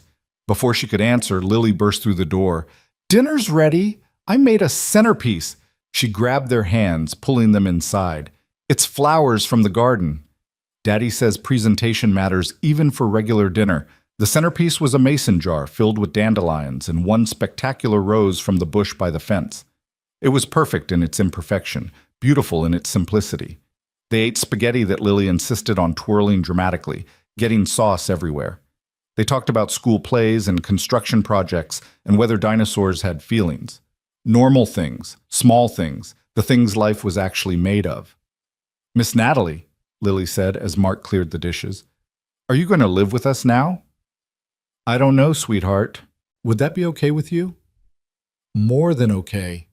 Daddy needs someone besides me to take care of him. It's a lot of work for just one kid. Mark laughed from the kitchen. I take care of myself just fine. You forgot to eat lunch 3 times last week, Lily pointed out, and you wore different socks yesterday. Fashion choice. Mistake, Lily corrected. She looked at Natalie seriously. He needs us. I think, Natalie said carefully, we all need each other. Exactly. See, Daddy, she gets it. Later, after Lily was in bed and the dishes were done, Natalie and Mark sat on the front porch, watching the neighborhood settle into evening. Kids were called inside, porch lights came on, the ordinary ballet of suburban life. I got a job offer today, Natalie said suddenly. Mark tensed. Already? Not that kind of job. Tom's wife at lunch. She mentioned they need someone at the women's shelter. Administrative work, grant writing, fundraising. Nothing like what I'm used to, but maybe exactly what you need. Maybe. The pay would be irrelevant. I found out today my father left me enough to live on. More than enough. So you'd be doing it because you want to? Novel concept, right? They sat in comfortable silence, watching fireflies begin their evening dance. Somewhere, Richard was probably plotting his revenge. The board was likely in chaos. The financial news would be brutal tomorrow, but here, now, none of that mattered. I should tell you something, Mark said quietly, about my time in Afghanistan. You don't have to. I want to. You trusted me with your story. He took a breath. I was Special Forces. Led a unit that did things I can't talk about, things that still wake me up sometimes. Lost men, good men. Came home with medals I keep in a box in the attic because looking at them makes me remember faces of kids who didn't make it home. Mark, I'm telling you because you said you've done things. So have I. Different things, but things that changed me, marked me. Sarah knew. She saw it all and loved me anyway. Helped me find my way back to being someone I could look at in the mirror. She sounds amazing. She was. But she was also human, flawed. She had a temper that could strip paint and a shopping addiction that nearly bankrupted us twice. She wasn't perfect, neither am I, neither are you. That's the point. Natalie turned to look at him. What is the point? That we're all just doing our best with what we've got. You were trying to honor your father, run a company, be what everyone expected. Now you're trying something different. Both are valid. Both are you. I don't know who I am anymore. Good. Means you get to choose. That's terrifying. Yeah, he smiled slightly, but it's also freedom. A car drove by slowly and Natalie recognized one of Richard's lawyers in the passenger seat. They were watching the house. They know where I am, she said. Let them. This is my property. They can watch all they want. They'll make your life difficult. My life's already difficult. This just makes it interesting. You're not scared? I've been shot at by Taliban fighters. Corporate lawyers don't really compare. Despite everything, Natalie laughed. When you put it that way. Besides, Mark said, standing and offering her his hand, I've got backup. Backup? Lily. She'll talk them to death about unicorns and whether fish have feelings. They won't stand a chance. As they went inside, Natalie caught sight of herself in the hall mirror. Bruised face, borrowed clothes, no makeup, hair a mess. She looked nothing like the CEO who'd commanded boardrooms and controlled billions. She looked like herself. "You're staring," Mark observed. "I haven't seen myself in years," she said. "Just the image, the projection, the role. And now? Now I see someone who might actually survive this." "You'll do more than survive," Mark said with quiet certainty. "You'll thrive. Just not in the way you expected." That night, lying in the narrow bed in the spare room, Natalie listened to the sounds of the house. Mark checking locks, the furnace humming, Lily talking to Mr. Elephant about tomorrow's adventures. Ordinary sounds. Home sounds. Her phone, charged but still off, sat on the nightstand like a portal to another world. Tomorrow she'd have to turn it on, deal with the lawyers, the media, the complete dissolution of her former life. But not tonight. Tonight she was just a woman in a borrowed bed in a stranger's house that felt more like home than anywhere she'd lived in years. Tonight she was learning to breathe without the weight of an empire on her chest. Tonight she was free. A soft knock interrupted her thoughts. "Come in," she called. Lily poked her head in. "Can't sleep again." "Daddy's snoring." "He doesn't snore." "Okay, he's not snoring, but I still can't sleep." She climbed into bed without invitation, Mr. Elephant in tow. "Are you sad?" "A little." "About the mean man?" "About a lot of things." "Daddy says it's okay to be sad about a lot of things at once. It means you're processing. That's what he called it when I was sad about Mommy and happy about ice cream at the same time." "Your daddy's very wise." "He reads a lot of books about feelings. He thinks I don't know, but I see them hidden behind the regular books." Lily snuggled closer. "Miss Natalie." "Yes?" "I heard Daddy talking to Mommy's picture tonight. He does that sometimes. He told her about you." Natalie's heart clenched. "What did he say?" "That you needed help, and he was trying to be the kind of person she'd want him to be. Someone who helps." Lily yawned. "But I think he likes you too. The special kind of like."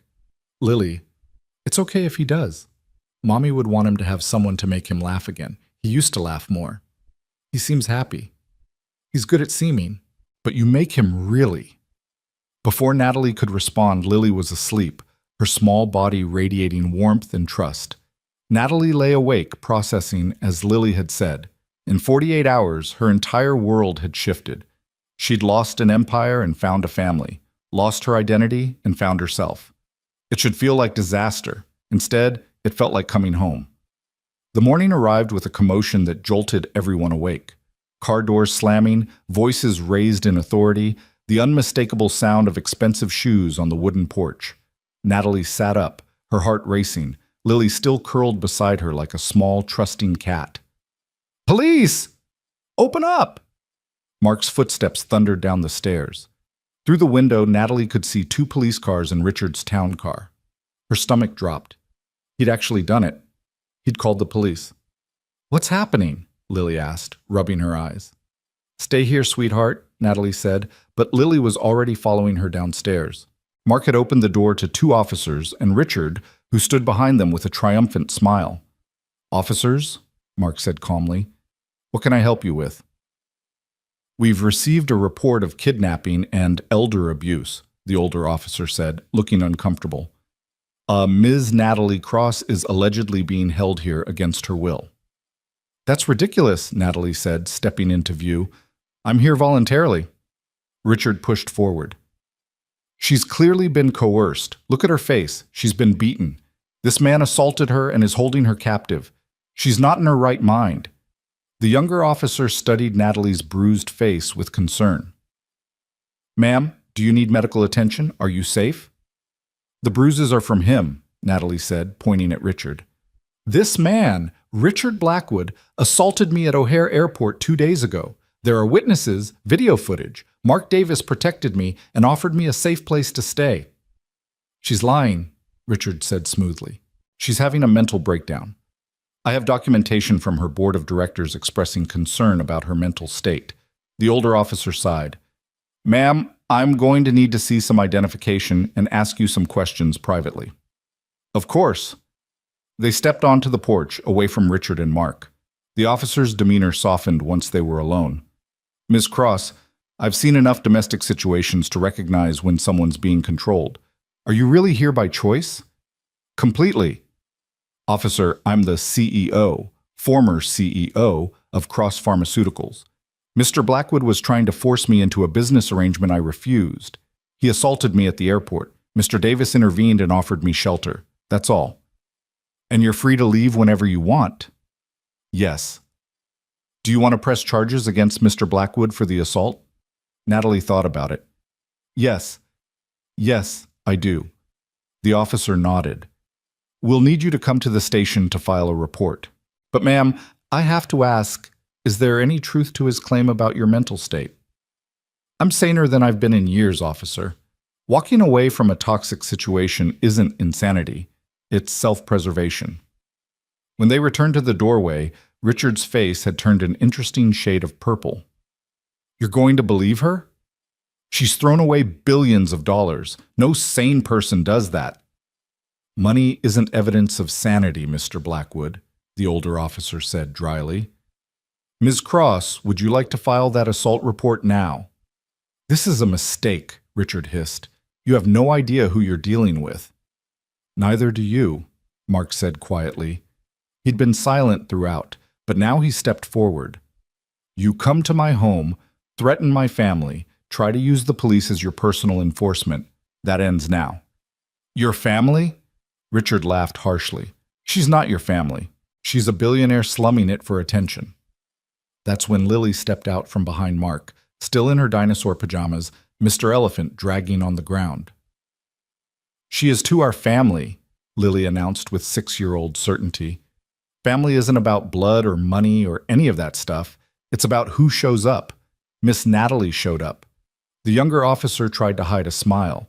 Richard looked at the child like she was speaking a foreign language. Officers, he said, trying to regain control. Surely you can see. What I see, the older officer interrupted, is a woman with visible injuries who says you caused them.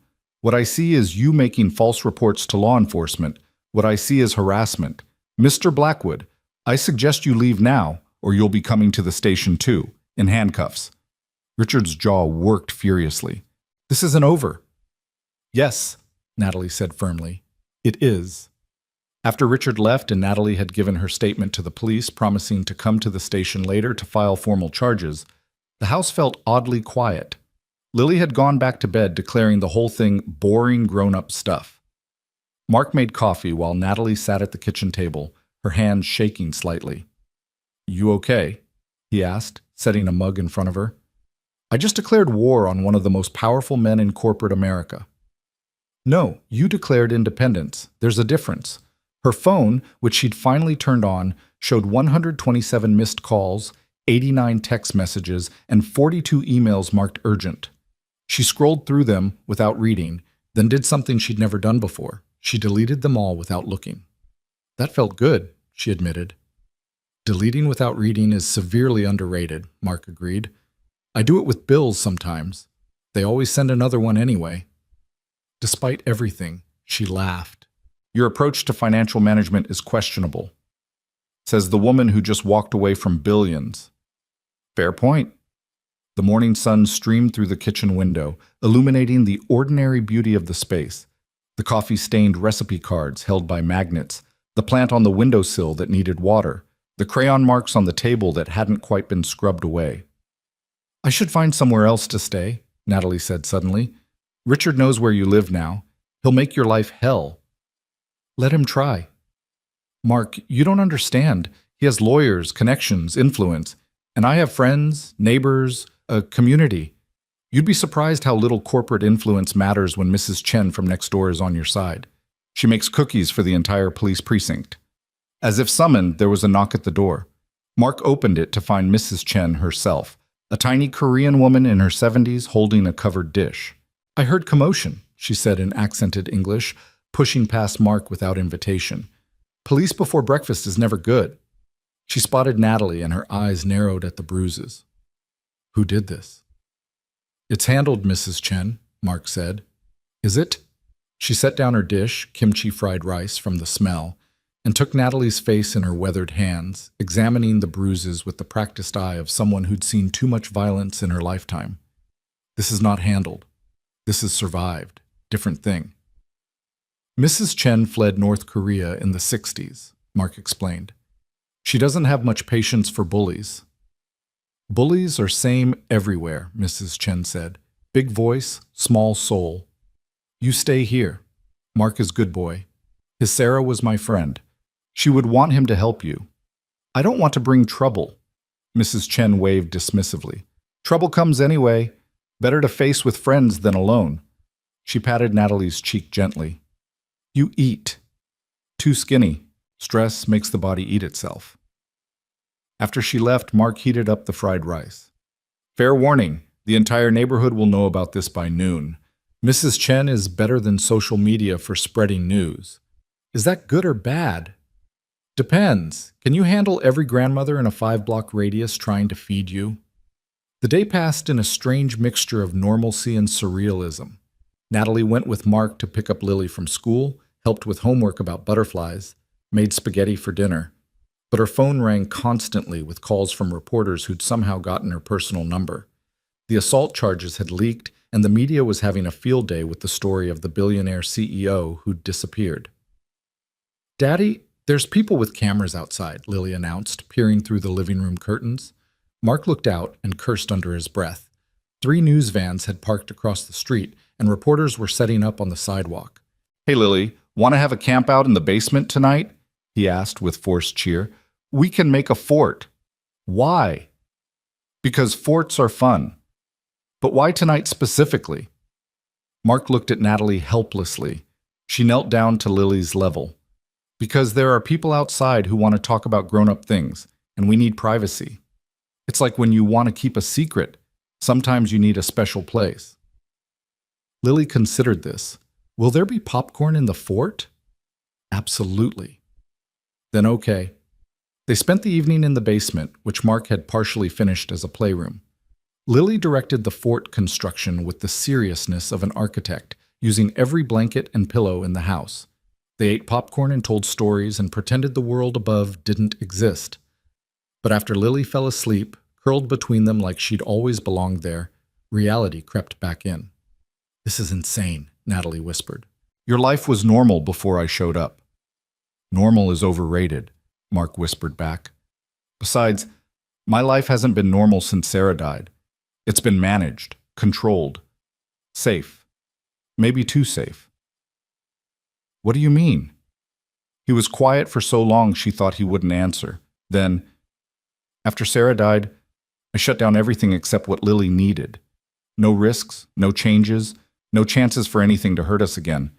But that's not living. That's just existing. And now? Now my house is surrounded by reporters. There's a billionaire in my blanket fort, and my daughter is happier than she's been in months because she has someone new to take care of. He turned to look at her in the dim light. Sometimes chaos is what we need to remember we're alive. This is more than chaos. This is... Her phone buzzed with a text from Nathan. Turn on Channel 7, now. Mark found a small TV in the corner, keeping the volume low. Richard's face filled the screen, standing outside Cross Pharmaceuticals' headquarters, looking every inch the concerned executive. Deeply worried about Miss Cross's mental state, he was saying. She suffered a complete breakdown, abandoned her responsibilities, and is currently being manipulated by unknown parties. The board has no choice but to remove her as CEO for the good of the company and our shareholders. That bastard, Natalie breathed, but the reporter wasn't buying it. Mr. Blackwood, what do you say to allegations that you physically assaulted Ms. Cross at O'Hare Airport? We've obtained security footage that appears to show Richard's composure cracked. That's taken completely out of context. The screen cut to grainy but clear footage of Richard striking Natalie, her falling to her knees, Mark stepping in. The anchor's voice narrated, Chicago police confirm that assault charges have been filed against Richard Blackwood, interim CEO of Cross Pharmaceuticals. Meanwhile, questions arise about the hostile takeover of the company and allegations of forced marriage arrangements with foreign investors. Mark turned off the TV. Well, that's something. He'll spin it. He always does. Maybe. But the truth has a way of outlasting spin. Natalie's phone rang. Her personal lawyer. Ms. Cross, I'm sorry to call so late, but you need to know the board held an emergency vote. You've been officially removed as CEO. I expected that. But here's the interesting part. 3 board members voted against it and have since resigned in protest.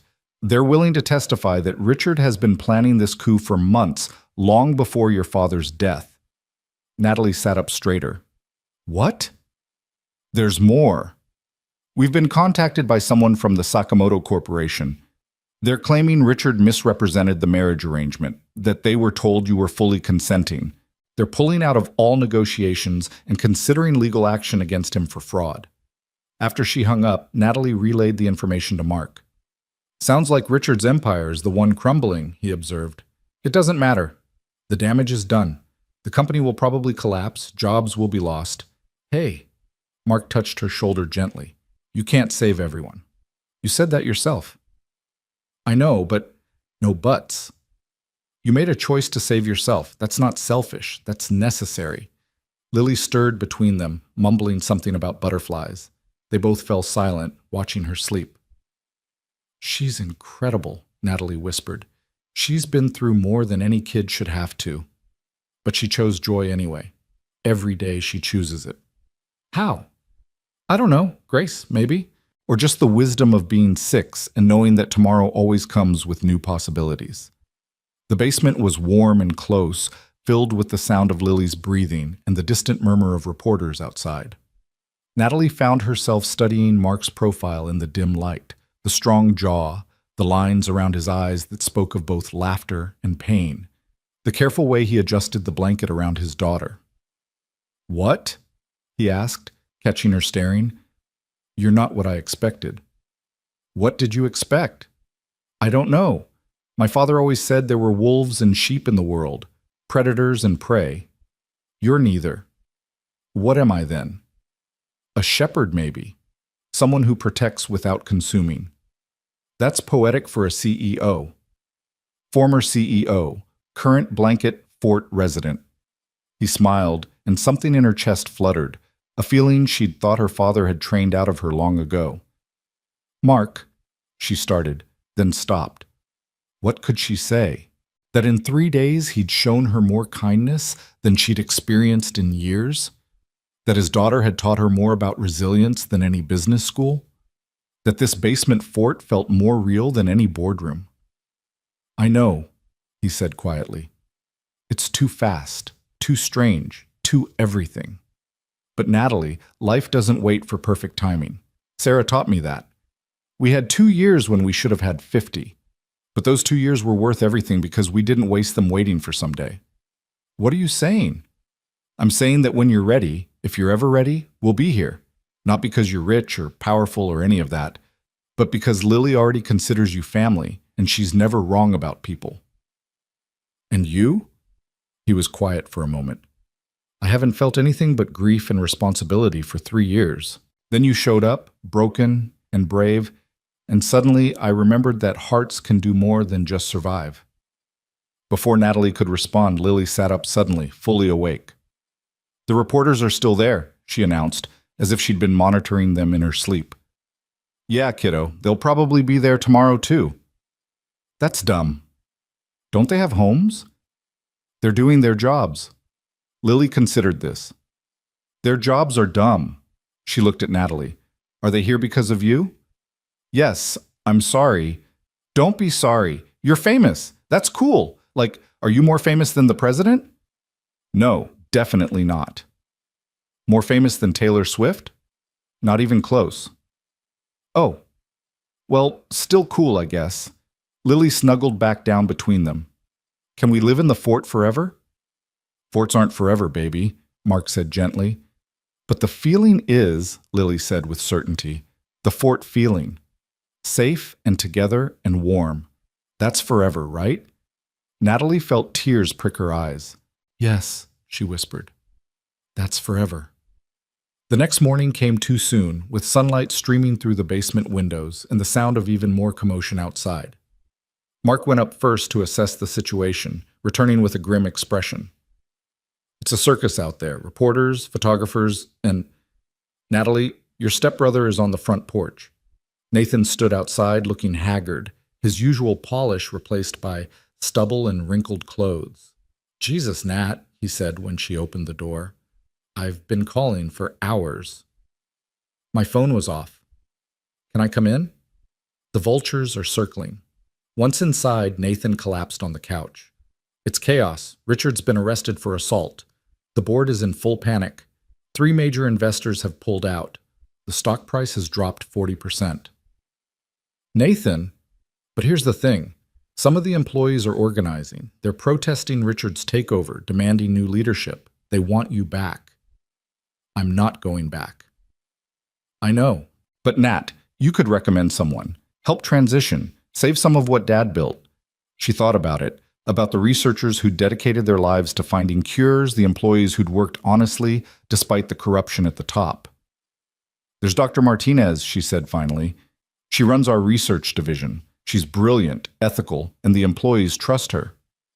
Would she take it? If the board gave her real power to reform things? Maybe. Nathan nodded, already pulling out his phone. I'll make some calls. I still have influence with some board members. While Nathan worked his phone in the kitchen, Natalie found Lily in the living room, carefully drawing at her little table, deliberately ignoring the chaos outside. What are you drawing?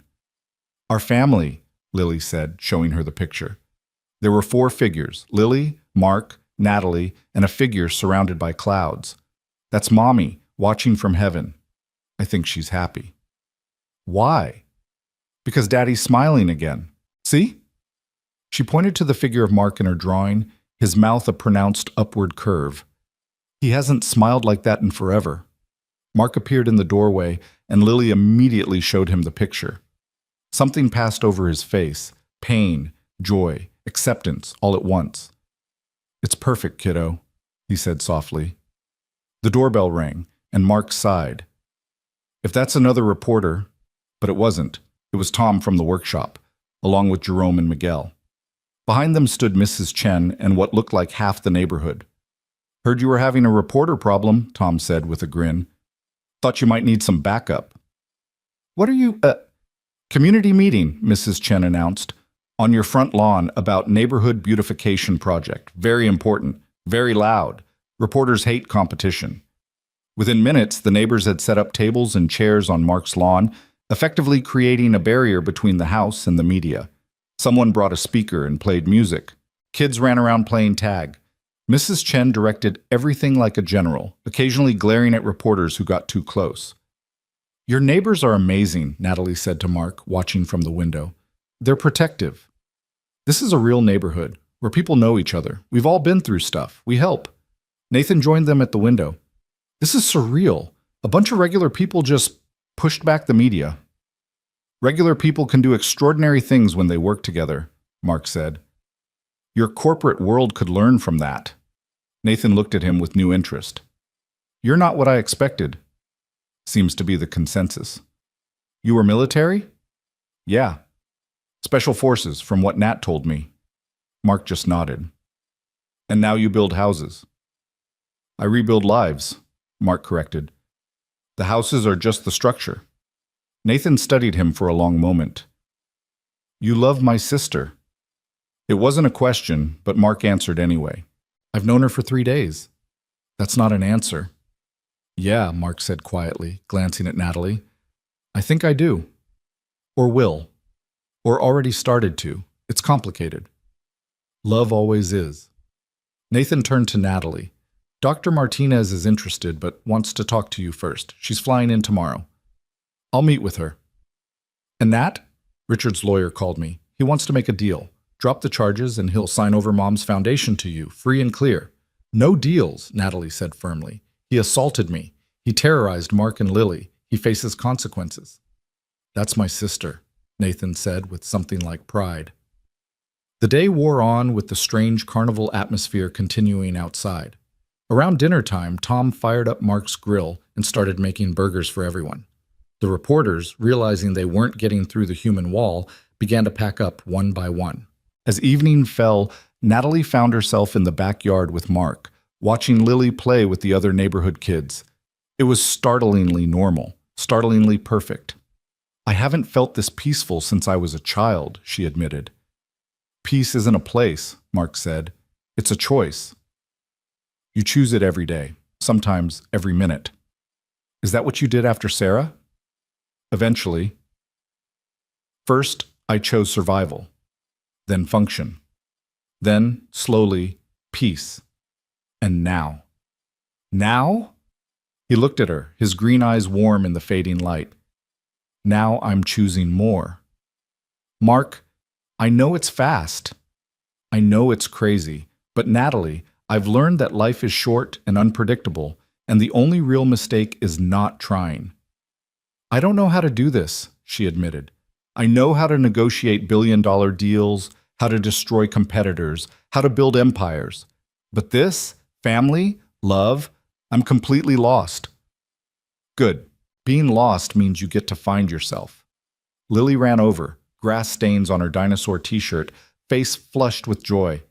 "Miss Natalie, Mrs. Rodriguez says you're staying forever. Is that true?" Natalie looked at Mark, then at Lily, then at this backyard in this ordinary neighborhood where she'd found something extraordinary. "I'm staying for now," she said carefully. "Is that okay?" "More than okay." Lily hugged her fiercely. "Now is all we get anyway. Daddy says yesterday is gone and tomorrow isn't promised, so now is the only thing that's real." "Your daddy's very wise." "The wisest, except about vegetables. He thinks they're food." As Lily ran back to play, Mark moved closer to Natalie, not quite touching but near enough that she could feel his warmth. "For now is enough," he said softly. "We can figure out the rest as we go." "What if Richard comes back? What if the media doesn't give up? What if everything works out?" Mark countered. "What if you build something better than what you lost? What if this is exactly where you're supposed to be?" "You really believe that?" "I believe that Sarah got sick for a reason I'll never understand, but that it led me to become who I am. I believe Lily lost her mother but gained a strength most people never find. And I believe you didn't accidentally end up at that gate in O'Hare. Sometimes the universe conspires to put people where they need to be. That's very philosophical for a construction worker. I read a lot during Lily's piano lessons. Philosophy, poetry, whatever's in the waiting room. Nathan appeared in the back door. "Nat? Dr. Martinez wants to video call. She has questions about the company's structure." "Go," Mark said. "Save what can be saved. Build what needs building." As Natalie walked inside, she heard Lily call out, "Daddy, push me on the swing." She turned to watch Mark walk to his daughter, his strong hands gentle as he helped her onto the swing. This was wealth, she thought. This was power. This was everything her father had never understood. The call with Dr. Martinez went better than expected. The woman was brilliant, passionate about the actual mission of developing life-saving drugs, and had ideas for restructuring that would prioritize research over profit. "But I need to know," Dr. Martinez said through the screen. "Why are you really walking away?" "The Natalie Cross I knew would never give up power." "The Natalie Cross you knew was dying," Natalie replied honestly. "Slowly, maybe, but dying all the same. I chose to live instead." "And you're really okay with me taking over? No interference, no back-channel manipulation?" "I'm really okay. In fact, I'm better than okay. I'm free." After the call, Natalie found Nathan still in the kitchen, working through emails on his laptop. "She'll be good," he said without looking up. "Better than either of us would have been. Dad would hate this. Dad would hate a lot of things about where we've ended up." Nathan closed his laptop and looked at her. "But Mom wouldn't. You know what I remembered yesterday? Her reading to us in that window seat in the Vermont house before she got sick.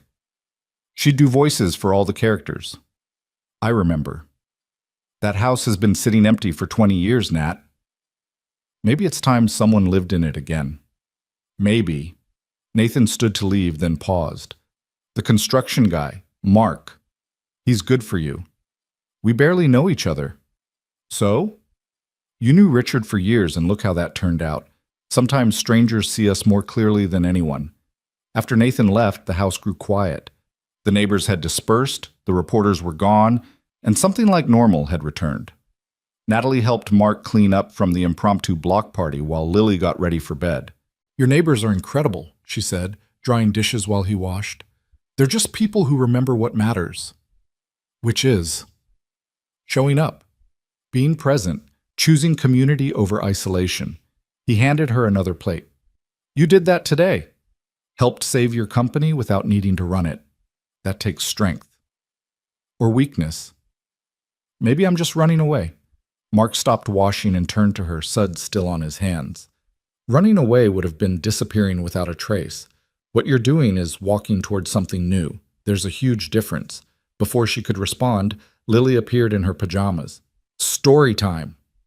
They followed her upstairs, where she insisted Natalie sit on one side of her bed and Mark on the other. She handed Natalie a worn book, The Velveteen Rabbit. "This was Mommy's favorite," Lily explained. She said it was about becoming real. Natalie read while Lily snuggled against her, and Mark watched them both with an expression that made her voice catch. The story of toys becoming real through being loved felt too appropriate, too close to her own transformation. When Lily was asleep, they stood in the hallway, neither quite ready to separate. "Thank you," Natalie said, "for everything. For saving me at the airport, for taking me in, for—" Mark kissed her. It was gentle, uncertain, a question more than a statement. She answered by kissing him back, her hands finding his shoulders, his arms wrapping around her waist. When they pulled apart, both were breathless. "Too fast?" he asked. "Everything about this is too fast," she replied. "But maybe that's okay. Maybe I've been moving too slowly my whole life, thinking I had forever to figure out how to be happy. And now? Now I know better. Now I know that happiness isn't a destination you reach after achieving everything else. It's a choice you make in the middle of the chaos. So you're choosing?" "I'm choosing." They stood there in the dim hallway, holding each other, while the house settled around them with comfortable creaks and sighs. Somewhere in the walls, pipes hummed. Outside, a dog barked. The ordinary symphony of a life being lived. "Stay," Mark said softly. "Not just for tonight," the word implied. "Not just for now. Stay for the possibility of what could be." "Okay," Natalie whispered. That night, she didn't sleep in the spare room. She lay beside Mark in his bed, not making love, not yet, but holding each other like survivors of the same storm. He told her about Sarah's last days, how she'd made him promise to find joy again. She told him about her mother's death, how her father had forbidden grief, demanding strength instead. "We're both haunted," Mark said into the darkness. "Maybe that's why we recognize each other. Or maybe we're both ready to stop being ghosts." In the morning, Natalie woke to find Lily had crawled into bed between them, Mr. Elephant squashed beneath her arm. "Family snuggle," Lily announced sleepily. "The best kind of morning." And it was. Despite everything waiting outside, lawyers and media and the collapse of an empire, inside this small bedroom in this modest house, Natalie had found something worth more than all the money she'd walked away from. She'd found home. The weeks that followed blurred together in a rhythm Natalie had never known. Breakfast chaos with Lily, demanding different cereals every day, walks to school where the little girl insisted on jumping over every crack in the sidewalk, afternoons at the women's shelter where Natalie discovered she had a gift for grant writing, evenings in Mark's workshop learning the satisfaction of creating something with her own hands. But the outside world hadn't forgotten about her. The trial date for Richard's assault charges was set, and the media attention intensified rather than faded. Every morning brought new photographers, new headlines, new attempts to paint her as either a martyr or a madwoman. "Miss Natalie, you're in the newspaper again," Lily announced one morning, spreading the Chicago Tribune across the breakfast table. "They used a bad picture, though. Your hair looks weird." Natalie glanced at the headline, "Fallen CEO Hides in Blue-Collar Romance." The article speculated about her mental state, her relationship with Mark, and whether she was being manipulated or had simply snapped under pressure. "They don't know anything about us," Mark said. reading over her shoulder. Let them guess. But it wasn't that simple. The attention was affecting everything. Lily had been moved to a different entrance at school to avoid photographers. Mark's clients were being harassed for comments, and the women's shelter had been forced to hire security. This isn't sustainable, Natalie said that evening as they watched Lily practice piano, her small fingers stumbling over scales. I'm disrupting everyone's lives. You're enriching them, Mark corrected. Ask anyone in this neighborhood if they'd rather go back to before you came. But Lily is thriving. Look at her. Lily had abandoned scales and was now improvising something that sounded like a cross between Twinkle Twinkle and a funeral march, singing nonsense words with complete conviction. She's terrible at piano, Natalie observed fondly. The worst, Mark agreed, but she loves it. That's what matters. That night after Lily was asleep, they sat on the porch despite the cold November air. Mark had built a fire in the small fire pit, and they huddled under a blanket, watching flames dance. I've been thinking about the Vermont house, Natalie said suddenly. Mark tensed slightly. Oh. It's just sitting there, empty. Mom loved that house. She said it was where she could breathe. Are you thinking of going there? I'm thinking of us going there. All three of us. Just for a while, until the trial is over and the media finds something else to obsess about. Mark was quiet for a long moment. That's a big step. Everything we've done has been a big step. You kissed me after knowing me for 4 days. 3.5, he corrected with a slight smile. And you kissed me back. I did. She turned to face him fully.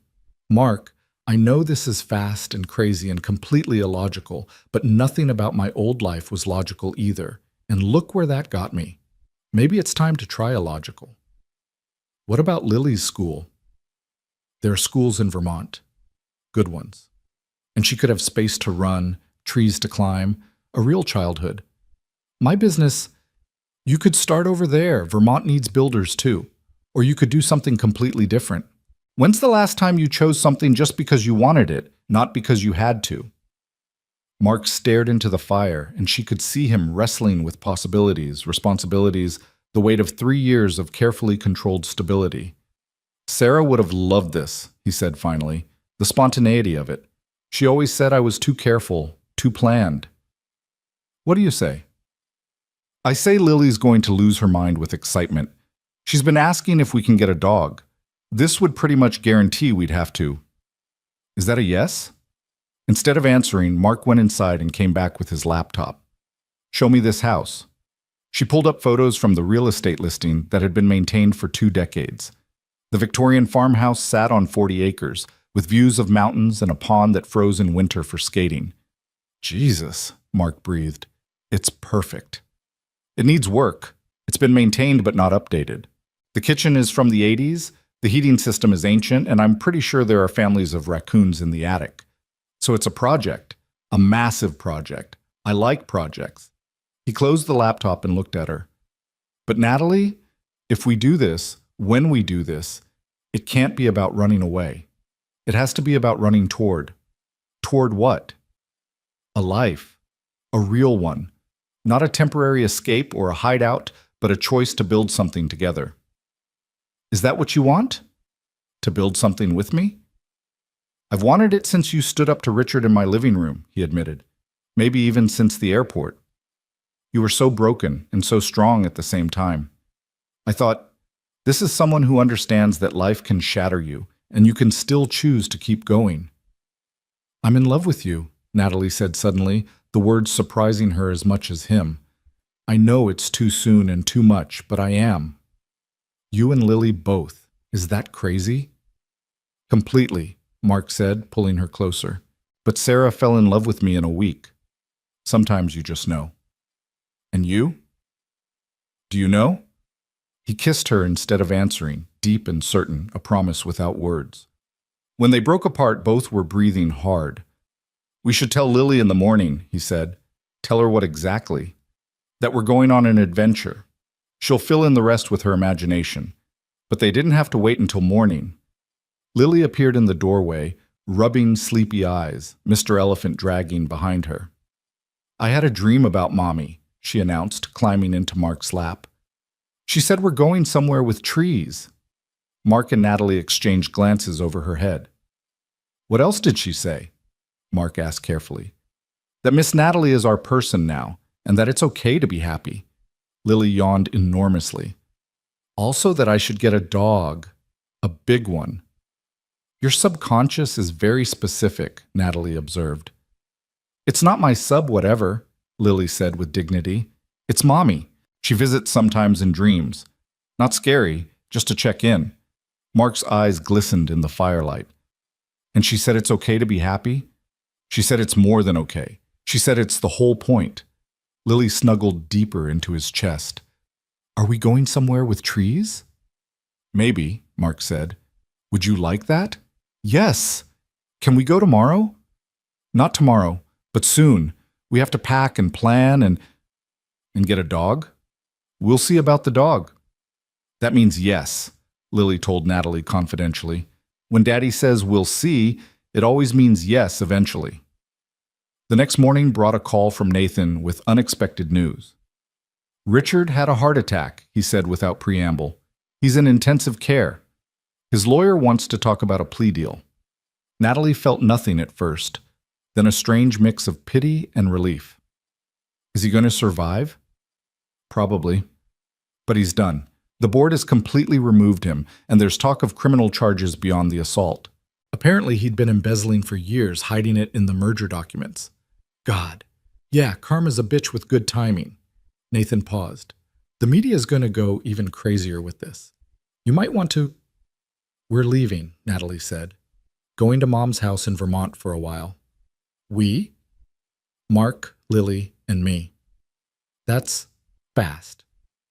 Everything about this has been fast, but Nathan, I've been dying slowly for years.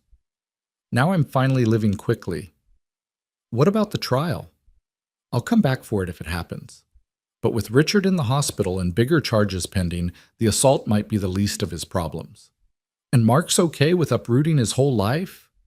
We're not uprooting. We're replanting. Nathan laughed, actually laughed. Mom would love this. You running off to Vermont with a construction worker and his kid. It's like a romance novel she would have hidden from Dad. Come visit, Natalie said impulsively. When we're settled. Come for Christmas. I haven't had a real Christmas in years. Then it's time. The next few days were a whirlwind of preparation. Mark arranged for Tom to take over his current projects, promising to return if needed. The crew threw an impromptu goodbye party at the workshop, with Jerome making a speech about how the boss finally found someone who could handle his stubbornness, and Miguel presenting Lily with a tiny tool belt for Vermont adventures. Mrs. Chen cried when they told her, then immediately began packing food for their journey. Vermont is cold, she said, as if they didn't know. You need soup. And kimchi. Kimchi fixes everything. The hardest part was Lily's school. She'd made friends, had routines, felt safe there.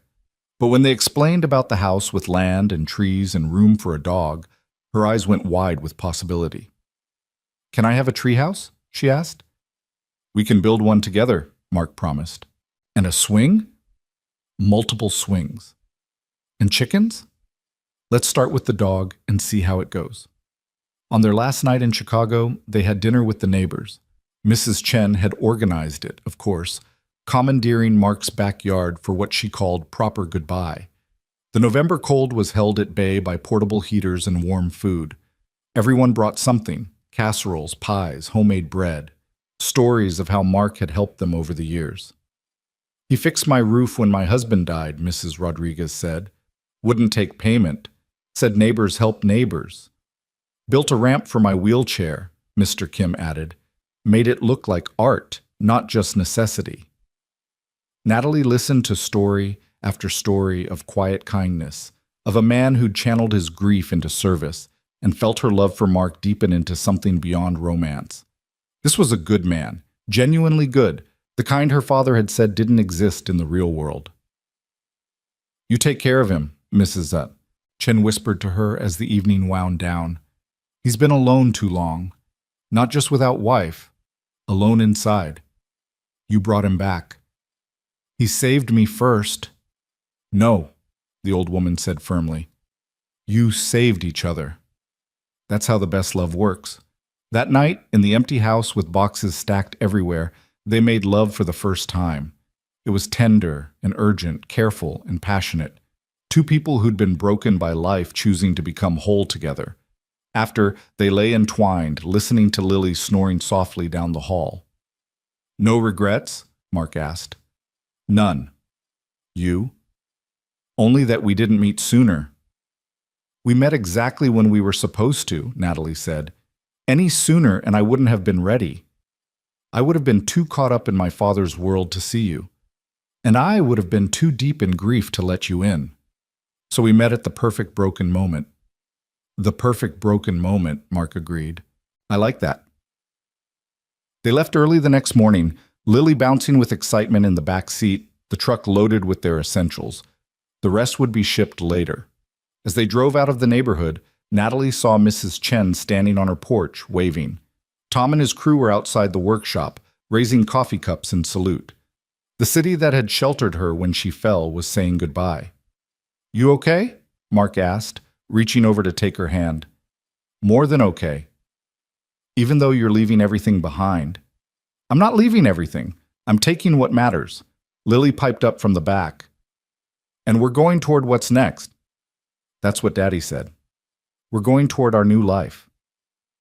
The drive to Vermont took 2 days, with an overnight stop at a motel that Lily declared the best ever, simply because it had a pool. They ate at roadside diners, played car games, sang along to the radio. Normal things, family things. As they crossed into Vermont, the landscape changed. Mountains rising, trees thickening, the sky somehow seeming bigger. Lily pressed her face to the window, trying to see everything at once. It's like a fairy tale, she breathed. The house, when they finally arrived, was both better and worse than Natalie remembered. The structure was solid, Mark confirmed after a careful inspection, but 20 years of minimal habitation had left it feeling hollow, waiting. It needs so much work, Natalie said, standing in the dusty kitchen. It needs life, Mark corrected. That's different from work. Lily had already raced through every room, claiming the one with a window seat as hers. It's perfect, she shouted from upstairs. I can see forever. They spent the first night camping in the living room, sleeping bags on the floor, the fireplace crackling with their first fire. Lily fell asleep between them, mumbling about tree houses and dogs and chickens. What have we done? Natalie whispered, looking around at the cobwebs and outdated wallpaper. Something brave, Mark replied. Something real. The next morning brought unexpected visitors. A pickup truck rumbled up the long driveway, and an elderly couple emerged. The Wheelers, they introduced themselves, the nearest neighbors from 2 miles down the road. We knew your mother, Mrs. Wheeler said to Natalie. Lovely woman. We've been keeping an eye on the place, making sure the pipes don't freeze, that sort of thing. Thank you, Natalie said, touched by these strangers' kindness. Town's been waiting for someone to live here again, Mr. Wheeler added, eyeing Mark with approval. You folks planning to stay? Mark and Natalie exchanged glances. We're planning to try, Mark said. Good enough, Mr. Wheeler said. You need anything? You call. That's how it works here. Also, there's a town meeting Tuesday nights. Not required, but recommended if you want to know what's what. After they left, leaving a casserole and fresh eggs, Lily danced around the kitchen. We have neighbors, and they brought food. This place is magic. Over the following weeks, the house began its transformation. Mark worked methodically, fixing the urgent things first. Heating, plumbing, electrical issues that could cause problems.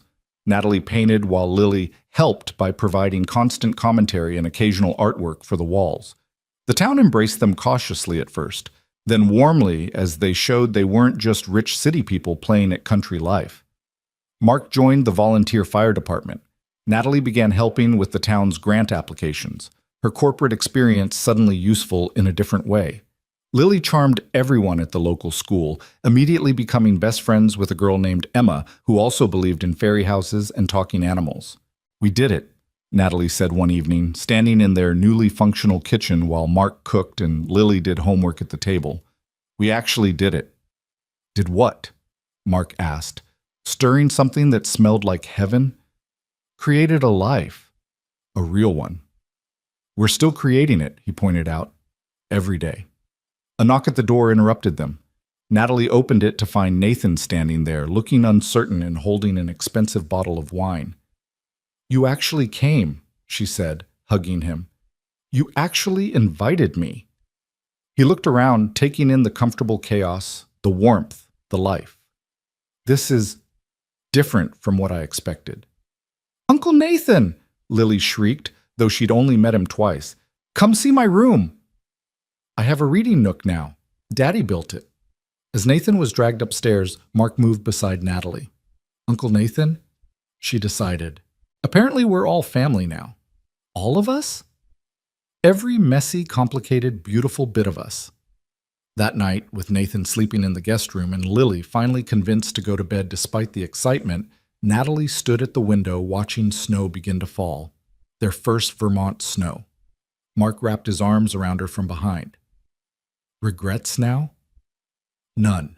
Ever. Even though you're living in a work-in-progress house in the middle of nowhere with a construction worker and his daughter." She turned in his arms. "I'm living in a home we're building together with the man I love and the daughter I already think of as mine. That's not nowhere. That's everything." "Marry me," Mark said suddenly. "What?" "I know it's too soon. I know we should wait, but Natalie, I've learned that life doesn't wait. Sarah taught me that. You taught me that again. So marry me. Not today, not tomorrow, but soon. When you're ready, if you ever are." "I'm ready now," she said, surprising herself. "I've been ready since you stood up to Richard in your living room, since Lily offered me unicorn Band-Aids, since you chose to help a stranger when everyone else just watched." "Is that a yes?" "That's an absolutely yes." They were married 3 weeks later, on the winter solstice, in their own backyard with the mountains as witness. Nathan walked Natalie down the makeshift aisle, while Lily threw flower petals with wild abandon. Mrs. Chen had driven all the way from Chicago, declaring that she wouldn't miss it for anything. Tom, Jerome, and Miguel came too, turning it into a reunion of sorts. Dr. Martinez attended, reporting that the company was stabilizing under her leadership, focusing on actual pharmaceutical development rather than profit margins. "You did the right thing walking away," she told Natalie. "It freed all of us to do better." The ceremony was simple, the reception casual, food prepared by neighbors, music from someone's iPhone speaker, dancing in the barn they'd spent a week cleaning out for the occasion. Lily performed a piano piece that bore no resemblance to any known melody, but was played with such joy that everyone applauded thunderously. "I want to make a toast," Nathan said, raising his glass. "To my sister, who had the courage to fall apart so she could rebuild. To Mark, who caught her when she fell. To Lily, who reminds us all that joy is a choice. And to Sarah, who I never met but who clearly raised these two to be ready for each other." There wasn't a dry eye in the barn. Later, as the party continued, Natalie found herself outside in the snow with Lily, who was trying to catch snowflakes on her tongue. "Are you my mom now?" Lily asked suddenly. Natalie's heart clenched. "I'm your Natalie. Is that okay?" "More than okay. I think I can have a mommy in heaven and a Natalie on earth. That's like being double loved." "Double loved. I like that." "Me too." Lily took her hand. "Want to know a secret?" "Always. I think Mommy sent you. Like a present. Not a replacement, but an addition. Like when you think your family is complete, but then someone new comes and you realize there was a space for them all along." Natalie knelt in the snow, not caring about her wedding dress, and hugged Lily tight. "You know what? I think you might be right." "I'm always right about family stuff," Lily said matter-of-factly. "It's my superpower." As they stood to go back inside, a figure appeared at the edge of the property. For a moment, Natalie's heart stopped, thinking it might be Richard or some remnant of her old life come to destroy this new one.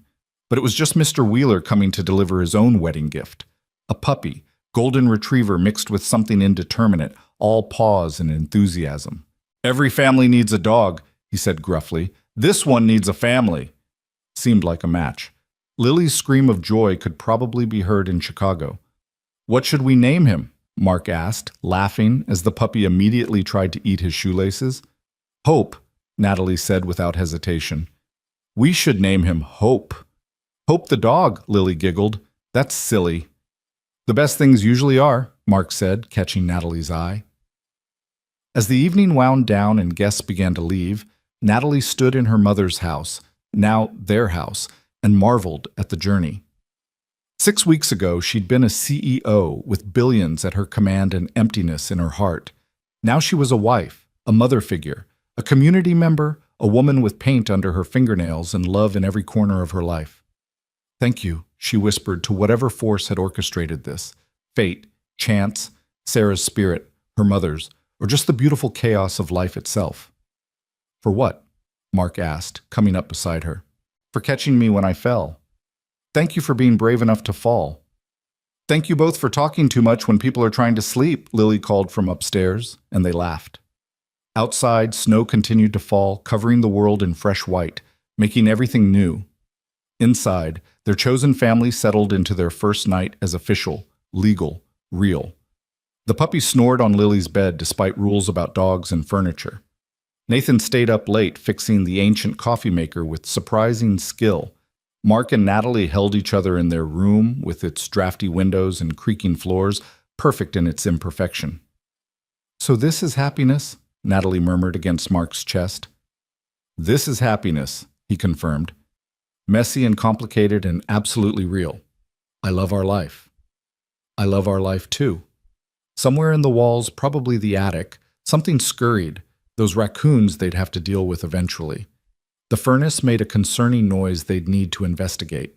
The kitchen faucet dripped with rhythmic persistence. But wrapped in Mark's arms, listening to Lily singing to the puppy, knowing Nathan was downstairs probably judging their coffee maker choices, Natalie felt wealthier than she'd ever been as CEO. This wasn't the life her father had planned for her. It wasn't the life she'd planned for herself. It was better. It was chosen. It was theirs. And in the morning, when Lily burst in with the puppy and announced that Hope had eaten one of Mark's work boots and was anyone going to do anything about it, when Nathan emerged looking for decent coffee and declaring Vermont aggressively rustic, when Mark started making pancakes while discussing plans to renovate the barn into a workshop, when Mrs. Chen called to check in and ended up video chatting with Lily for 20 minutes about the puppy, Natalie knew with absolute certainty that she was exactly where she belonged. Not because it was perfect, but because it was real. Not because it was easy, but because it was worth it. Not because it made sense, but because love rarely did. Hey, Mark said, catching her staring at him with what was probably a dopey smile. You okay? More than okay, she said, stealing a bite of pancake batter despite his protests. I'm home. Yes, he said, kissing her while Lily made exaggerated gagging noises, and Nathan muttered about newlyweds and Hope barked at absolutely nothing. You're home! And she was.